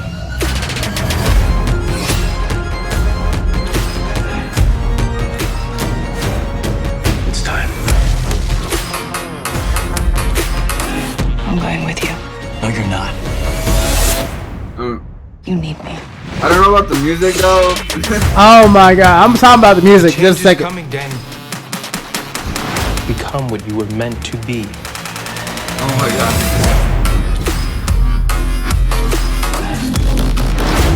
I am the Iron Fist. The hell does that mean? That was it. Alright. So, I want to say, you don't like the music. I think music is dope. The last scene looks awesome. The last scene when he hit the ground with his Iron Fist. That's like the big thing I like about the trailer. The trailer, it wasn't that great. It wasn't that great. What? I wasn't too impressed with the trailer. I agree with you, Willie. I wasn't too impressed with the trailer. Honestly, I didn't like the music too much. I know Wikipedia has a different opinion about it, but I didn't like the music too much. But Iron Fist is a really interesting character. I know a lot of people are gonna say, "Oh, he's like Oliver Queen," stuff like that, or like the storyline. He's been gone for a while. He learned martial arts, and he's back. He's taking over the company, and the guy who said, "No, you're not taking over. This is my company." I didn't even think about that. That is similar. And the story is gonna set on that, but like Iron Fist is a very interesting character. He has but before that, like basically, he's the last defender. We finally got our last defender within the Netflix series. We got Daredevil, which the Daredevil series is a phenomenal series. The 2 seasons were phenomenal. They're freaking unbelievable. The Jessica Jones, again, another show that hit the mark that she is a defender. She is a defender. Also, Luke Cage, which a lot of people were surprised by it and really enjoyed that show. Luke Cage was another also had show, great music, which had amazing music. I love the music because I'm a hip hop junkie more than anything, and I love that even the titles have hip hop titles. Wu-Tang stuff in there too. Yeah, which I love that the scenes when he went inside that building and destroyed everybody, like holy shit! Or even the fighting scenes when Daredevil is freaking awesome. Even with Jessica Jones, because Jessica Jones is not like a fighter like Daredevil, or flips around everywhere. Or Luke Cage, he has really super strength and he fought like a bunch of people. With Jessica Jones, they did enough to show me that she could fight. She could fight. But now we're getting another fighter like Daredevil, and that's Iron Fist. Iron Fist, I believe, is going to be an awesome show. I really do believe it's going to be an awesome show. If they did a good job with Daredevil, they could do a good job with Iron Fist. They're gonna have if they did, I believe they're gonna have a good fighting scenes with an Iron Fist, especially because Iron Fist is different from Daredevil. Because Iron Fist does have powers. You can see it with his fist. He does have powers. Any thoughts with you, KB? I am. Okay, so I loved Power Man. All right, I loved that show. This one, it looks good. Don't get me wrong. But I'm not as hyped up about it just because I feel like the setting of Power Man, or sorry, we're calling it by his official name, Sweet Christmas. I feel like his setting had a better, just the whole setting of his show. I don't want to say it's more relatable to me, but I just felt more into the show. Now, I'm just hoping that they don't do what they did with the last show, which is they, hit like a slate of good episodes and then just kind of died in the middle. And then they kind of, fell to the end, to the finish line, crawled to the finish line, and then had a very underwhelming fight with that god-awful comic book costume. Are you talking, which one are you talking about? I'm talking about Power Man. Yeah, Luke Cage. Yeah, I was about to say the ending was not hyped, or it was very underwhelming. Yeah, Iron Fist comes out on March 17th, next month. It's coming out real soon. That's why we're talking about it right now because they just released a new trailer. To answer your question, just want to interrupt for a second. To answer your question, Kiwi, there are some episodes that will be directed by RZA, but they're not all directed by RZA. Yeah, they're not all. There's some, and it's kind of cool that hip hop legends he's part of Luke Cage. But RZA is going to be there's only one that's been announced, and that's episode 6.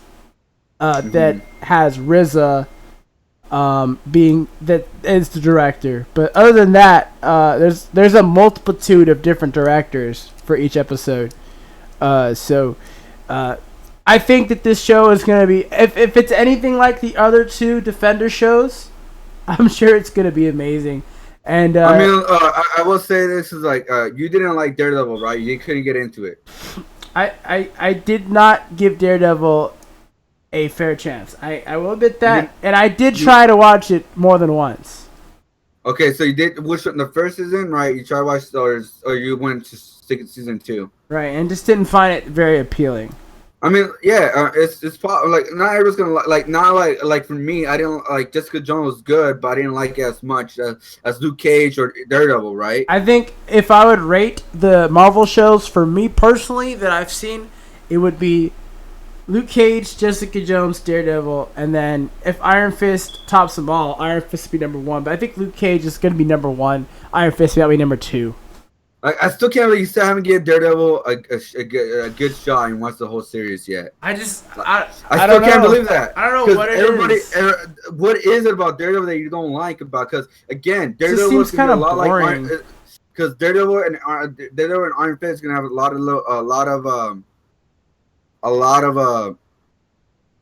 of similarities within the fighting style, within like all that stuff. So like that's why I'm sort of like I don't think you're gonna enjoy Iron Fist, and if you don't like Daredevil, I mean that's I could try and force myself to watch Daredevil and just get through it. You can't force anybody to watch anything, but I'm just saying like, you gotta give Daredevil a chance. Chuckles, you take that back. Flash is not at the bottom. Because Daredevil is a really good show. I say you should give one more chance. Watch it. If not, also if you don't really want to know everything about Daredevil, like the origins, which is kind of a shocker, but start with season 2. You will like at least like. Have you seen Punisher or anything like that? See, that's the part that I do want to watch because I have seen that scene in the jail cell. So that's what I'm saying. Like, because with season 2, it gets more action, brings out the story even more. Kind of dies down a little bit with the electric story, but if you watch the Punisher arc, you enjoy it. I think you would. But again, that's up to you. Because Daredevil is I say is the best show. For me, it's Daredevil, Luke Cage, and Jessica Jones. That's for me personally. But again, it's gonna be up to you. Again, you cannot. And I just think that Luke Cage, like the music in Luke Cage. Yeah, I mean, I think it bumps up the other because I really love Jessica Jones. Like I was binge watching that. I was just like, what is this show? Who is this woman? Like who's this black dude that's indestructible? What is going on? And I was really into that show. But then Luke Cage just set a new level. I am wondering, are you gonna do the love story between Luke Cage and Jessica Jones? Because they do have she is gonna be in Defenders. Yeah, that's what I'm saying. Like, I wonder, are they gonna like still put them together, or what's going on with them? Because in the Luke Cage show, a spoiler alert with the Luke Cage, he does get with someone at the end of the show. I could say the name if you guys want me to, but she is sort of like the connector of all the Defenders. Not really a spoiler if you don't give it the spoiler, but yeah. No, anyways. I was. I'm trying. I can't remember her name fully yet. That's what I'm trying to remember right now. She's the character name, Claire Temple. There we go. He does sort of get with Claire Temple. Like they kiss at the show. Do they really get with each other though? Like they just get like one kiss? No, they're not. They kiss. They kiss. That's what I'm saying. Like I don't know how they're hinting on that, but they do get married and have a kid in the comic book. So I don't know why they did. They put Luke Cage with Claire Temple. What's going on with that? Or did you want to get more drama with Jessica Jones? I think it's just another drama domino. Like I really don't see why they did that. It's kind of disappointing they did that for me personally. But we still don't know what their intentions are with that. Because I think they're gonna come back and just be friends. Because I don't think that's gonna be Luke Cage's. Because that's a big part of the story within Luke Cage and Jessica Jones. They don't have to get married, but like they do have a kid. Yeah, that's a big part of the comic books. They do have a kid together. They do protect each other. They do, because also what I also believe after the Defenders, they're also gonna do sort of like Heroes for Hire. It's gonna be a show with Luke Cage and Iron Fist because they also have a big team of Iron Fist and Luke Cage. They're like best friends in the comic books. They do have a comic book together. That's called Heroes for Hire. So I wonder, after Defender, are they gonna do that? Are they gonna do Luke Cage and Iron Fist together? Because they do have a comic book together. They do have good stories together. we'll see where that goes. Are there any story arcs of Luke Cage and Iron Fist with the Avengers? Yes. Luke Cage. There are storylines with Luke Cage and Spider-Man too. So I'm wondering, like, if they'll ever hit the big screen, because you know how Marvel is kind of connected with their shows and their movies. Yeah, but again, I heard that they don't want to like really show that a lot, the connection within the shows and the movies. That they are in the same universe, but they don't want to. Tony Stark in the. No. They are in the same universe, but they're not gonna like. They're saying they're not gonna bring Iron Man into like the Netflix shows. They're not gonna bring Captain America within the Marvel shows. Like they don't want. I don't know why they don't want to cross over, maybe because like money and stuff, etc. But also, I also heard the rumors after Defenders, they're gonna go within the horror realm, within the scary realm, where it's gonna be Blade. Even they could bring back Ghost Rider too, because they show that within the TV show. They could bring back to the Netflix show. So because Moon Knight is another big what do you call it? He's very like popular within the comics. So who knows what's gonna go with that? Because there are a rumor after the phase of this Netflix universe, they want to go within the horror realm, which vampires, monsters, ghosts, etc., etc. So that's what that's the next thing. That's a possibility. But I am very excited about Defenders because this is the Netflix Avengers. The Defenders. Yeah, pretty much is. This is gonna be very awesome, very freaking awesome, and I can't wait. I can't wait for Iron Fist. I'm gonna give that a chance because I did enjoy Daredevil a lot, and they do have some shared elements. Of course, he has different powers, but I'm saying within the fightings and etc. And all that, so I can't wait to see that. And any last thoughts with an Iron Fist? I just hope it has more dope music like Luke Cage did. I'm pretty sure they're going to add more good music to it. So, other than music, I'm sorry, but music can do a lot for a show. I mean, yeah, I know that, but I mean, like within the story. Any last thoughts within the story? Oh, I mean, to be honest, I thought the Luke Cage story was kind of weak. Like. The trajectory to Harlem and to how it related to him, cool. But the guy at the end was like, Harl. Yeah. I don't want that to repeat in Iron Fist. That's why I'm bringing it up. I want it to be a story that is fun, entertaining, and doesn't get like dragged along towards the end. And also, I want it to build up because they're also gonna build up the Hand because that's gonna be the big villain in Defenders. Well, they need to build up the villain because the villain wasn't really built up at the end. Like, it was like from one villain to another to another. I will say Luke Cage did a good job with the first part of the villain when he was in the show, Cottonmouth, and then they switched with his brother. I did like his brother too. Like it's just kind of weird timing. That's how he is in the comics. He's very like a lot of like biblical with his quotes and all that. He is like that in the comics. He doesn't have. I believe he does have powers. But like I said, there's a little teaser at the end about the doctor went into his hospital like a bed, and he's probably gonna give him the powers at the end. So who knows what's gonna go on with that? Other than that, I think Iron Fist could be a really good hitter. If it is, I can't wait. And the Defender, I can't wait for the Defenders. Again, Defenders is really, really different from the comics because the Defenders in the comics was the Hulk, Doctor Strange, and Silver Surfer. Way different. Those were the Defenders in the comics. It was the Hulk, it was Doctor Strange and Silver Surfer, and also Namor. Those were the Defenders. They were like the opposite of the weird Avengers. Combo. Exactly. It was a really weird combo within the Defenders because they wanted to show different characters as a team up. Even Luke Cage was a part of the Defenders, which he is like in the comic books. The old comic, Luke Cage was a part of the Defenders. So they are like Luke Cage is one of the Defenders that they are like. It's like he was in the comics. But yeah, again, the Defenders is a really good like series, comic book series. Is really like they add all these characters that are like really unknown, and they put them together as a team, and they tell really good stories of the Defenders. But now we're getting different Defenders, which is the television now with Iron Fist, Jessica Jones, Luke Cage, and Daredevil. Because also the Defenders are also going to add Electra Nachos. She's coming back. I believe also all the like secondary characters within all the shows. Of course, Claire Temple's coming back. Misty Nice is coming back. I believe the Punisher is coming back. Also, there's a rumor about I think there's for sure it's confirmed that Punisher's having his own series too. We'll see about.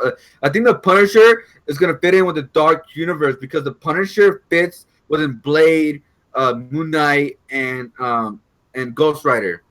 It fits within a realm because Punisher hunts down also not just with the thugs. He also hunts down like we also see him fight against like vampires. We also see him team up with them. We even see him up with Morpheus. If you don't know who Morpheus is, he's a vampire. He's a sort of like anti-hero. He's a vampire, Morpheus, which also could be involved within the Dark Universe. So we'll see about that. I just remember about him, about Morpheus possibly joining the Dark Universe of Netflix. Well, I'm interested to see that Dark Universe for sure. Like if that does happen. I'm sure yes, he was. Yeah, Iron Fist is his part. He was in the specific Spider-Man. He's also part of the team in the Ultimate Spider-Man. So a lot of people got hints of who Iron Fist is. If you guys don't know who he is, check out the show Ultimate Spider-Man. He's in the show. You can get a little information about that. He also comes out in the Avengers animated show. He got like his little hints in there. Also, Luke Cage was a little bit in there. Luke Cage is also in Ultimate Spider-Man. It's a different universe. They're younger, but it gives you a little hint of who he is. Yeah, again, you can also check out YouTube like Origins of Iron Fist. There's a lot of people who did Origins of Iron Fist of who he is. Also Luke Cage or any of the Defenders. So now we're actually gonna move on to the last segment of the show because I think we went through too much, right? It's our first show, so we're just testing out the waters of how long we're gonna go. So.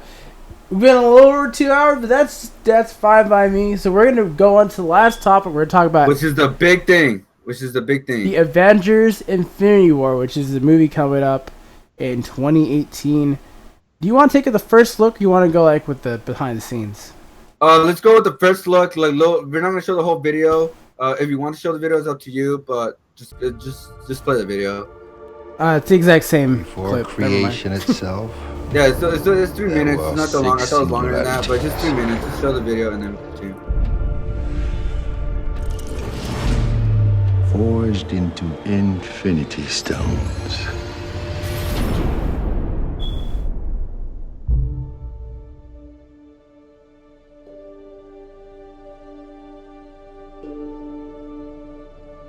This is our first day. Here we are in Pinewood in Atlanta, and it's Guardians of the freaking Galaxy. Day one. Oh my God! Promises to be the first thing always hits me, man. You got Iron Man, Spider-Man, Captain America. With one of my best mates from home, and I'd never have dreamed that I'd ever be in one of these movies, let alone. And Guardians of the Galaxy. I feel like I'm on top of the world because this is just mind-blowing. What we always try to do at Marvel Studios is we're building that's crazy, a cinematic right? universe. We is got look at Spider-Man, the big picture. How can right? things relate across movies? And we got Iron Man, and we got Avengers Peter Quill, Infinity pretty War much. is the culmination. Yeah, of this the is entire something that Marvel Cinematic Universe I think is gonna be in really May of cool to see 2008 on when screen. Spider-Man 1. And I'm And it really really is excited an to see unprecedented culmination of where a this series of takes films off to. interlinked together. This is the which first has time never been that they're done doing before. this. And for us, the important thing is they're having making it like all Fox franchise, Sony franchise. Thanos. We've been setting that up since I Avengers. mean, like they have done How do a you do good that in a job way that putting is a lot of characters. unexpected, They do it that right when they hits put the a lot of Avengers against characters somebody within who's the more movie. powerful than anyone they it fits. faced, and yet make them completely unprepared to face him. Well, tear them But apart. there's one which is why problem, we did and Civil they War could before literally. Infinity War. There's one As we were problem in the conceiving Marvel and movies, executing and they could Civil perfect War, it. the end of They that could movie finally get it was right very within much a this one. setup for what these movies And would you know be. what We that always is? had The sense of villain, that. Thanos. Tony is not talking to Steve. The Avengers are basically a name with nobody in it. The world is vulnerable. Tony senses this greater threat approaching. Alright, so you guys get the gist. It's pretty dope intro to this world that they're creating. It's crazy because I love Gotham show. Oh yeah, we could talk about Gotham in the next episode, or the next episode of the Known Outcast.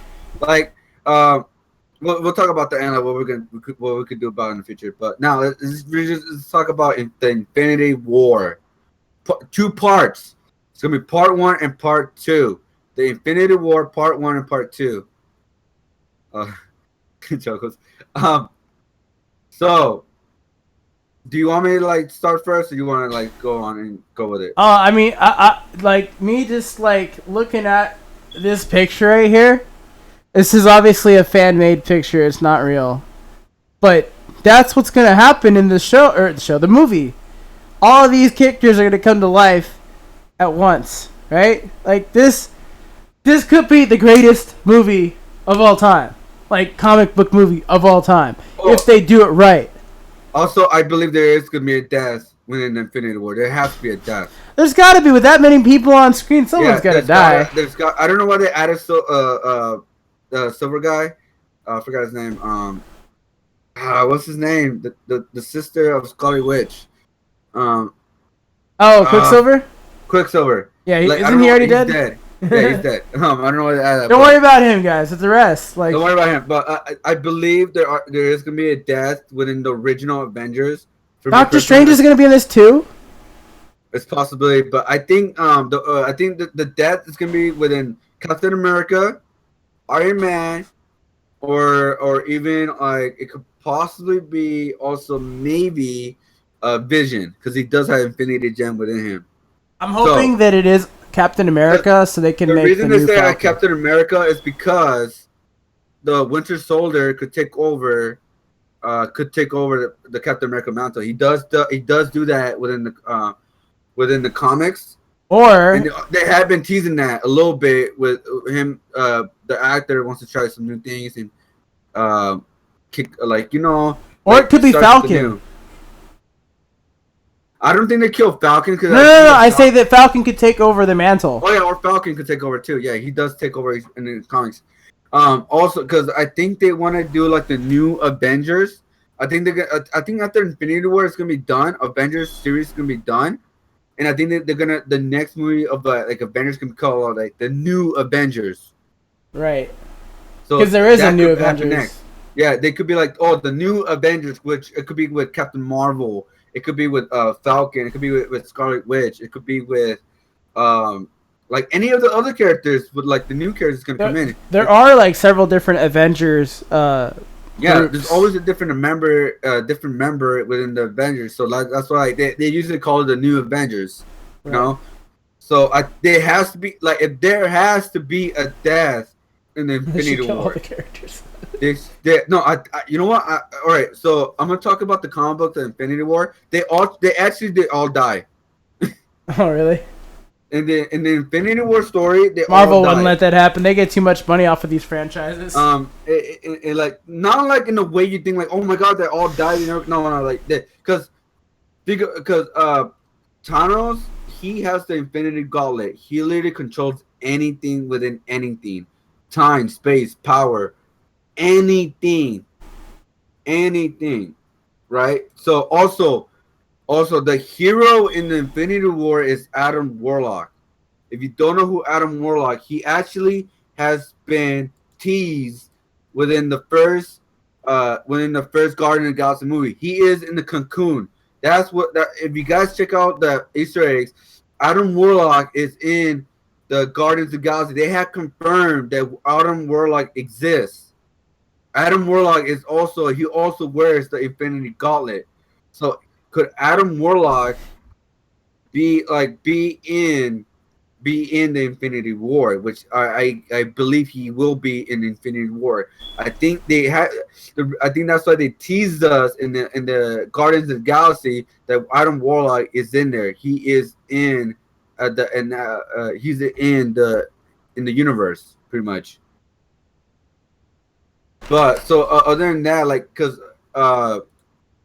this could be a really good story. The characters, like, holy shit, we got so many characters. We even got Spider-Man now.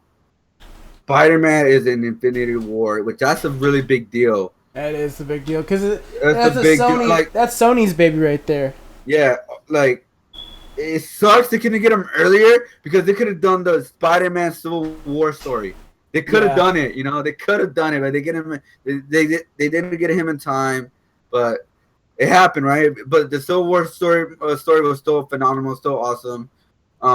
Again, like within the trailer, they did talk about they talk about how like the Avengers are separated now. The world is vulnerable now. They're like in trouble. There's not Avengers right now. They're all separated right now, right? They're all against each other right now. Thor right now, actually, I was about to talk about that. Thor is in another world. Basically, what they're saying, Thor is gonna be. They're searching for Odin, which is his father, right? They're searching for his father. That's what he's doing. Spoiler alert: who has not watched Doctor Strange? I haven't. I would say, it gives a big part of what's going on with Thor. So, am I allowed to say it? Go ahead. Nah, I'm gonna watch it and be like, I'll forget by the time I watch it. All right, so Thor, it comes in the Doctor Strange in the end credit scene. Thor talks to Doctor Strange. Doctor Strange Doctor Strange tells him, so your brother Loki bring a big bad thing in the earth and within the earth, right? Because you know when the first Avengers movie, right, when he destroyed almost New York. So he said Doctor Strange said, so if you find your what are you doing back on Earth? Like, oh, I'm trying to find my father. That's what Thor said. So Doctor Strange was like, all right, let's go find your father. I'll help you with that, because Doctor Strange's powers, he could go with any realm he wants. He could go with any world he wants. So basically, like if you think about it, in Ant-Man, they went to a micro universe, a micro realm. Doctor Strange could go in that realm if he wants to. So now Doctor Strange is going to go help Thor find the movie, which is going to land with the next movie, Thor Ragnarok, which is pretty much a team up with the Hulk and Thor. What is the Hulk doing with Thor? What is he doing there? Which is another teaser, because they said that the world they're going to end up on is going to be a Planet Hulk type of world. If you guys don't know what the Planet Hulk is, they actually show a movie about that. If you guys don't know what the Planet Hulk, you guys could actually watch the movie. You guys could watch the movie called Planet Hulk. It's an animated movie. I believe it's in Netflix. You guys should check that out. Basically, Planet Hulk is because it's called the Illuminati in the comics. That's within Reed Richards, Xavier, Iron Man, and the Inhuman, the main character Inhuman. They send him to a planet to get away from Earth, because the Hulk is not controllable. He is not controllable. He is destruction. They cannot control him. So they apologize, like, we gotta send you away. You are destruction. So they sent him away, and he ended into this world called the Planet Hulk, where the Planet Hulk meets against the dictator, the king. He takes over the world, pretty much. He is the new king of Planet Hulk. He becomes the new king, right? And I'm talking about the comic books and the movie too. I'm not talking about Thor Ragnarok. I don't know how they're gonna play it with that, but within this show, that's like the whole point. He meets his wife, I believe, and again, I don't want to give too much spoiler about Planet Hulk, because I don't know what they're gonna do with the show or with the movie. If they do Planet Hulk movie, because when Thor Ragnarok, they're gonna show I believe they're trying to find a weapon and also trying to find Odin. I'm gonna search up Ragnarok real quick. Do you want to give any thoughts about it while I search? About the team up with Thor or anything like that? I haven't actually dabbled in that subject at all. Like, I have no idea about that movie. What do you think with Thor and the Hulk? That's like a movie together within those two. It is a Thor and movie together. That's so isn't that gonna send Loki into the depths of hiding, because Loki got thrashed upon like a little rag doll? Because I mean, like, Loki was like, I'm a god, and like Hulk was like, okay, well, I'm gonna throw you around. You're not shit. So I mean, I think that's gonna make Loki scared, right? Because Thor's going back home, right? Yes. Yeah, so like, I think that'd be another funny scene between Thor and Loki and Hulk. Be like, hey, remember me? Remember I threw you around the room like a little bitch? Like, I think that'd be kind of funny. I mean, but as terms of like action movie, like I'm not so sure. Like Thor's like it's like a buddy cop kind of movie with Thor and Hulk. They have low comedy. They have great chemistry. They showed that within the first movie when they fought, and also when they fought together, and then the Hulk punched Thor. Because Thor is a love and hate relationship between Thor and the Hulk within the comics and now within the movies. It's a love and hate relationship, and they're gonna explore that within this movie, Ragnarok, which is gonna be really. I believe it's gonna be freaking awesome. It's gonna be. They do have great chemistry within the movies, what they've shown so far. Right. Because also like think about it, Thor could fight the Hulk. He can't beat him, but he could fight him. He could actually go toe to toe with that hammer. Yeah, he could go toe to toe. So like again, like I don't know what's gonna happen within the movie. The Ragnarok is gonna like it sounds freaking awesome. I would say that that's too, where Willie. he is. I'm very it's excited gonna relate about with Black the Infinity. Also, it's gonna be something with the Infinity Stone because there's still stone. I believe there's still 2 stones left. So what they can show that with the Guardians of the Galaxy or There's with 2 the stones. Thor Ragnarok. There, like you said, there are 2 stones, and I'm excited to see Black Panther because, first of all, they have chosen a phenomenal cast for that movie. Like every single one of the actresses, those are all dope people. Like they're really good actors or actresses. So I'm excited to see like Black Panther a little bit more than Thor Ragnarok because, like, for starters, the Black Panther actor is really good. But like they keep introducing like more cast, and like I keep getting excited on the casting because like all of those actors are really good. Right. A lot of people are really hyped about the Black Panther. Like to be honest, like Black Panther is actually I read some of the comic books of Black Panther. I didn't read a lot about the Black Panther, like, but some of the villains I do enjoy in Black Panther. There's not that many. There's not that many Black Panther villains, but what I read so far and what I read within the movies, it's actually like it's looking really cool. Cause think about it, Black Panther is the king of Wakanda.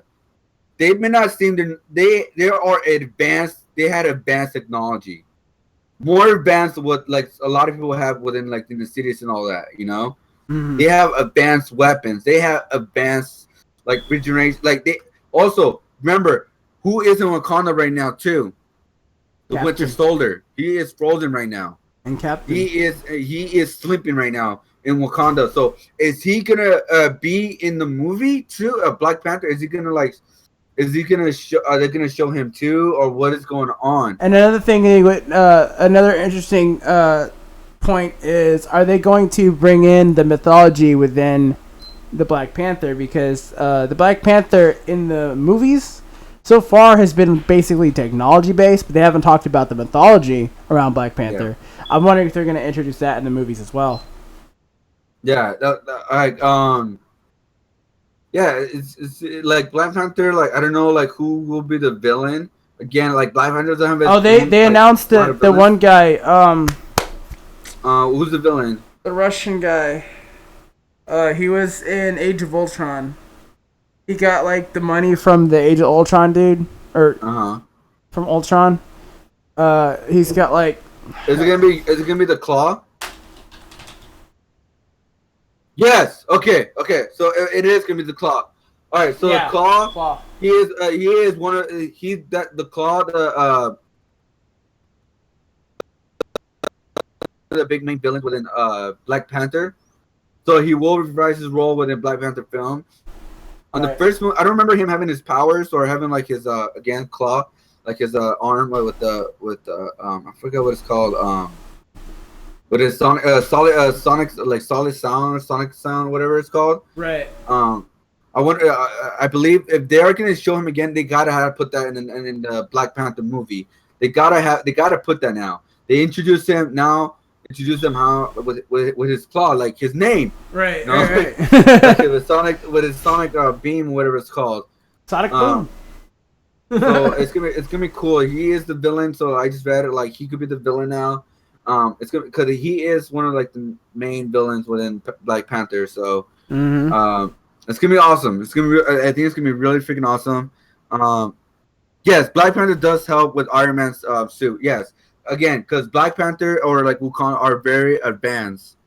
They are very advanced with technology. They're one of the most advanced people of all like of any place really. I wish I could have watched the Marvel movie and not watched another Marvel movie to understand it. Yeah. What a part? Yeah, Yeah, Michael B. Jordan's gonna be in it, but I don't know what's his role really. to be a badass like he always is. Like Obviously. Michael B. Jordan is he in? Is it rumor or is he still in? No, he's in. He was in the panel, like the panel for Comic-Con, I think. Who is he playing as? That I do not know. Okay, because Michael B. Jordan, he wants to be in superhero films because that's why he took on the Fantastic Four, the worst movie of all time. He was the Justice League Flashpoint Paradox, the voice of Cyborg. So he has been in some superhero movies. Now he is on Black Panther. He is Eric Killmonger. He's a fiction superhero villain. So he's playing a villain, guys. Yeah, he's a villain. So he's playing a villain. He's an expert fighter in both physical and mental menace of his nemesis on Black Panther. So he's got two nemesis. Black Panther is. So can you bring up an image of Eric Killmonger like on screen if you can? Of what? Because he looks beast as fuck. Oh, you talking about? I think I know you're talking about. I'll write his name. My Wi-Fi hates it. I'm sorry about them. Talking about this guy? Let me see. Yes, that guy. Yeah. He is a beast. He's gonna fight against Black Panther. Like that's gonna be a good ass fight. It has to be a good ass fight. Considering what Black Panther could do, you got a little teaser of what he can do in Civil War. You got a teaser of who Black Panther is. Like what do you thought of Black Panther in Civil War movie? I thought he was the coolest character in the movie. Besides Spider-Man. Like his abilities and all that stuff. What do you thought of Black Panther? Like what he can do? Well, I feel like we got a small taste of what he can do. I feel like he can do more than just that. I feel like he should. I mean, in this next movie, we're gonna find out a lot about him, and like I said, the mythology of it hasn't really been explained. It's all been pretty much technology based. That's the explainer in the Civil War movie. But I feel like we got a little taste of what he can do, and I feel like this next movie we're gonna get like the full spectrum of what Black Panther is. You know, like why he's such a badass in terms of like the king of Wakanda. So yeah, it sucks that he cannot be with his wife, Storm from the X-Men franchise.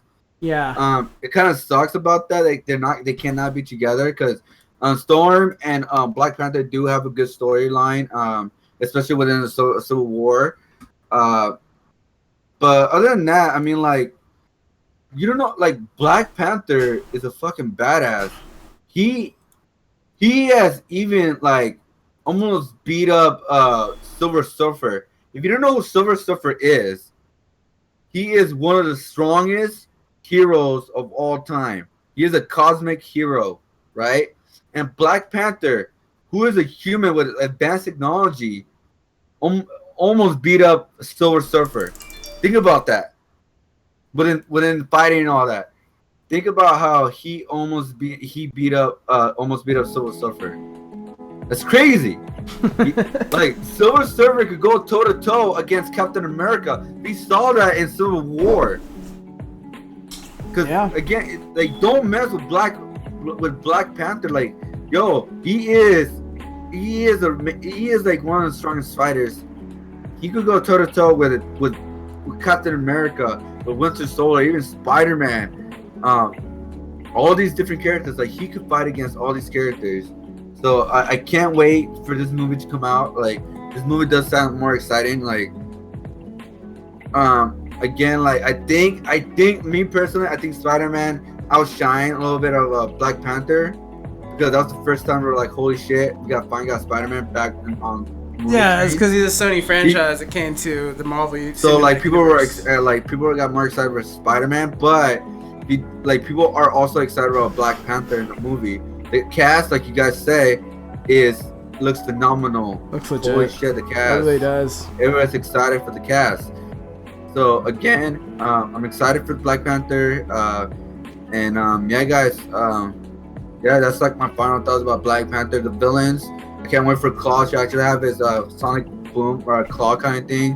I can't wait for what Michael B. Jordan can do as his nemesis, nemesis of Black Panther. Mm-hmm. So we're gonna wait and see how that goes. We still need a trailer. There's still a lot of things coming out. Like there's a lot of things coming out. Tons of things coming out. Tons. With Guardians Galaxy 2, with Thor Ragnarok coming out, with the Infinity teaser. There's a lot of things coming out, and hopefully if some way like me and KB watched the Logan movie, and then we could talk about that next time. Because I do want to talk about the X-Men franchise. I do want to talk about that part of Marvel, because I did watch Legion. If you guys watch Legion show, you guys will not be disappointed. Go check out Legion. The first episode is online right now. Check it out. It's phenomenal. It's not like a fight. It's not like a big action, but it's all about the mind. Because I'm gonna give you a little backstory of Legion. Legion is the son of Xavier. Legion has a personality disorder. Each personality has a different power that Legion can do. Legion is an Omega mutant. He's pretty much, he could defeat anybody in the Marvel universe. Anybody. That's how powerful Legion is. But he is also crazy. So I recommend Legion to anybody who has not even heard about. Like, if you guys want to know more about the X-Men franchise, check out Legion. Legion is it's just a phenomenal show. We'll definitely talk about Legion. We'll talk about other stuff next time. Yes. So just want to wrap it up there. Thank you guys so much for watching the first episode of the KO show. Please let us know how we did, either on Twitter, on our streams. Let us know. We're going to be doing this next week. We're going to do it every Sunday. We're going to come up with all these topics to talk about. And we're going to plug ourselves right now. So be sure to follow Johnny on Instagram. Be sure to follow him on his Twitter. Be sure to follow him on Twitch as well. By the way, we're on his channel. So be sure to hit that follow button. Show him some love. Also, I'm going to do my shameless plug. I did it. Well, I had a copy and paste ready. Alright, cool. Yeah, no, that's fine. That's completely fine. Of course. So follow me on all those links as well. The YouTube, I'm not sure when it's going to go up, but it will go up. I'm going to post it to YouTube. Do not worry. It's not going to go up tonight. It'll go up tomorrow. Alright, hopefully you guys did enjoy the first show, the known Outcast. I'm very excited about like the next future shows. And again, hopefully we could play a little bit anime, because I do want to talk about Dragon Ball Super and the Universal arc. Me personally, but we'll talk about that. We'll talk about it on the next show. We'll talk about it is huge. So now you gotta say huge like this. You gotta say huge like this. I want to incorporate everything, guys. Not just with Marvel comics and games. I do also want to incorporate anime, because we both watch anime. There are some good anime shows that are coming up, like what do you call it? One Punch Man, My Hero Academia, Dragon Ball Super is also good. Guys, check those animes out. Gene.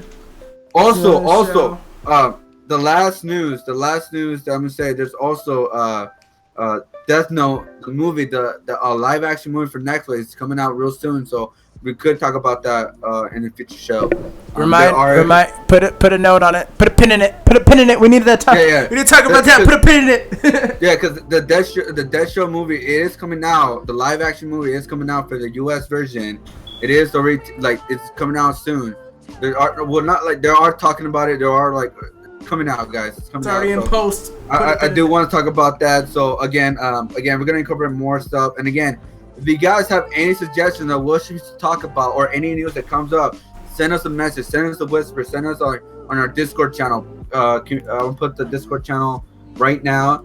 Because we want to talk about what things that you also we possibly missed or we've forgotten about, because it will happen. It will happen. Right.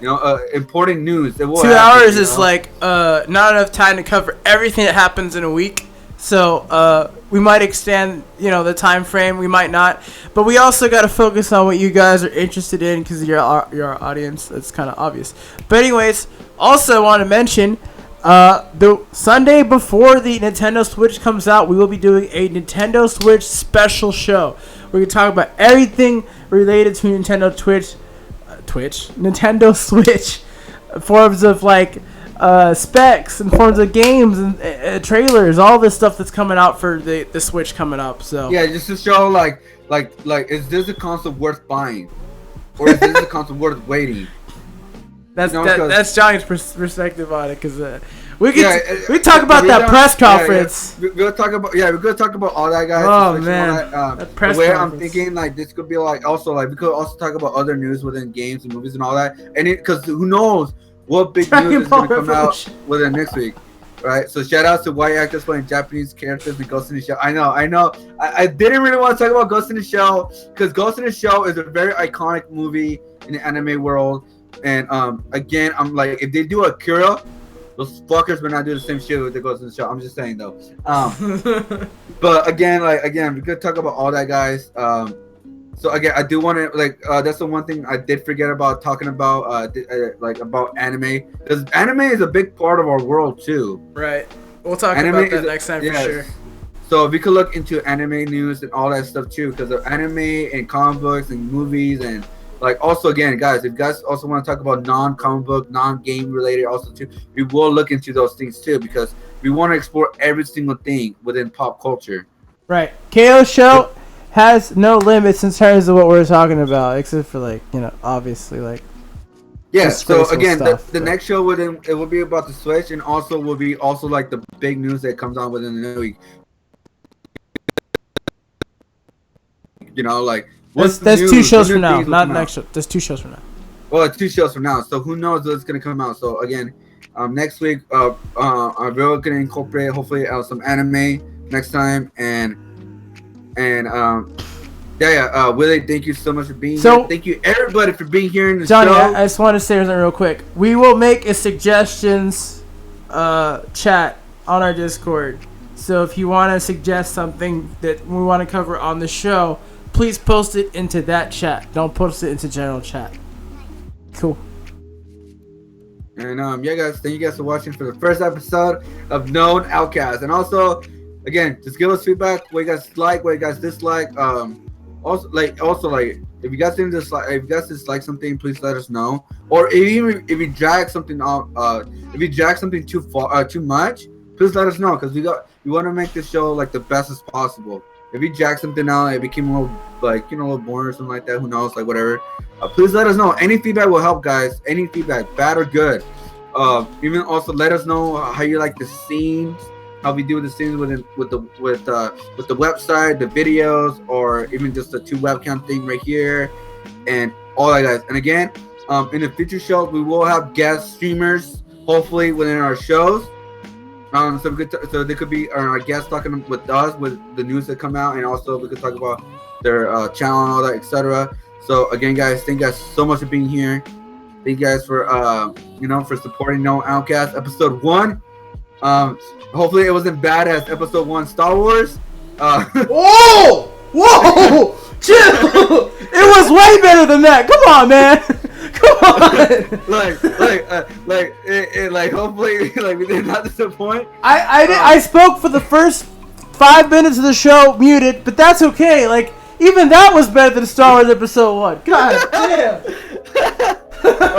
And hopefully episode 2 will be better. All right, episode 2. All right, We'll be back, guys, next week at 6 p.m. Central Standard Time, 4 p.m. Pacific Time. We'll see you next time, guys. And hopefully next time we will have an outro video, or next time we will have an intro video for sure. Intro and outro. Any outie. What's up? Intro and outro, because if you use my intro, so because we didn't have enough time to do a custom Known Outcast intro. So, all right, guys, peace, guys. Again, hit the follow button if you guys are new to the stream. Hey, follow Killer Beast on if you guys have not gone to the stream, because the next show will be on his stream. We're gonna do back and forth kind of thing, so we can keep it so it won't be too confusing. Maybe in the future we will make our own personal Twitch channel, but right now we're just trying to build the Known Outcast brand, see how people like it, and grow it up to. So the next show will be on Killer Beast channel, and again, guys, follow his channel if you guys want to check out the next show. We will post it up on our social medias and on Discord, etc., etc., etc. So thank you guys so much for being here for the first episode of Known Outcast. and give us a better score than Star Wars Episode 1. Oh my God, please. All right, guys. See ya. Peace.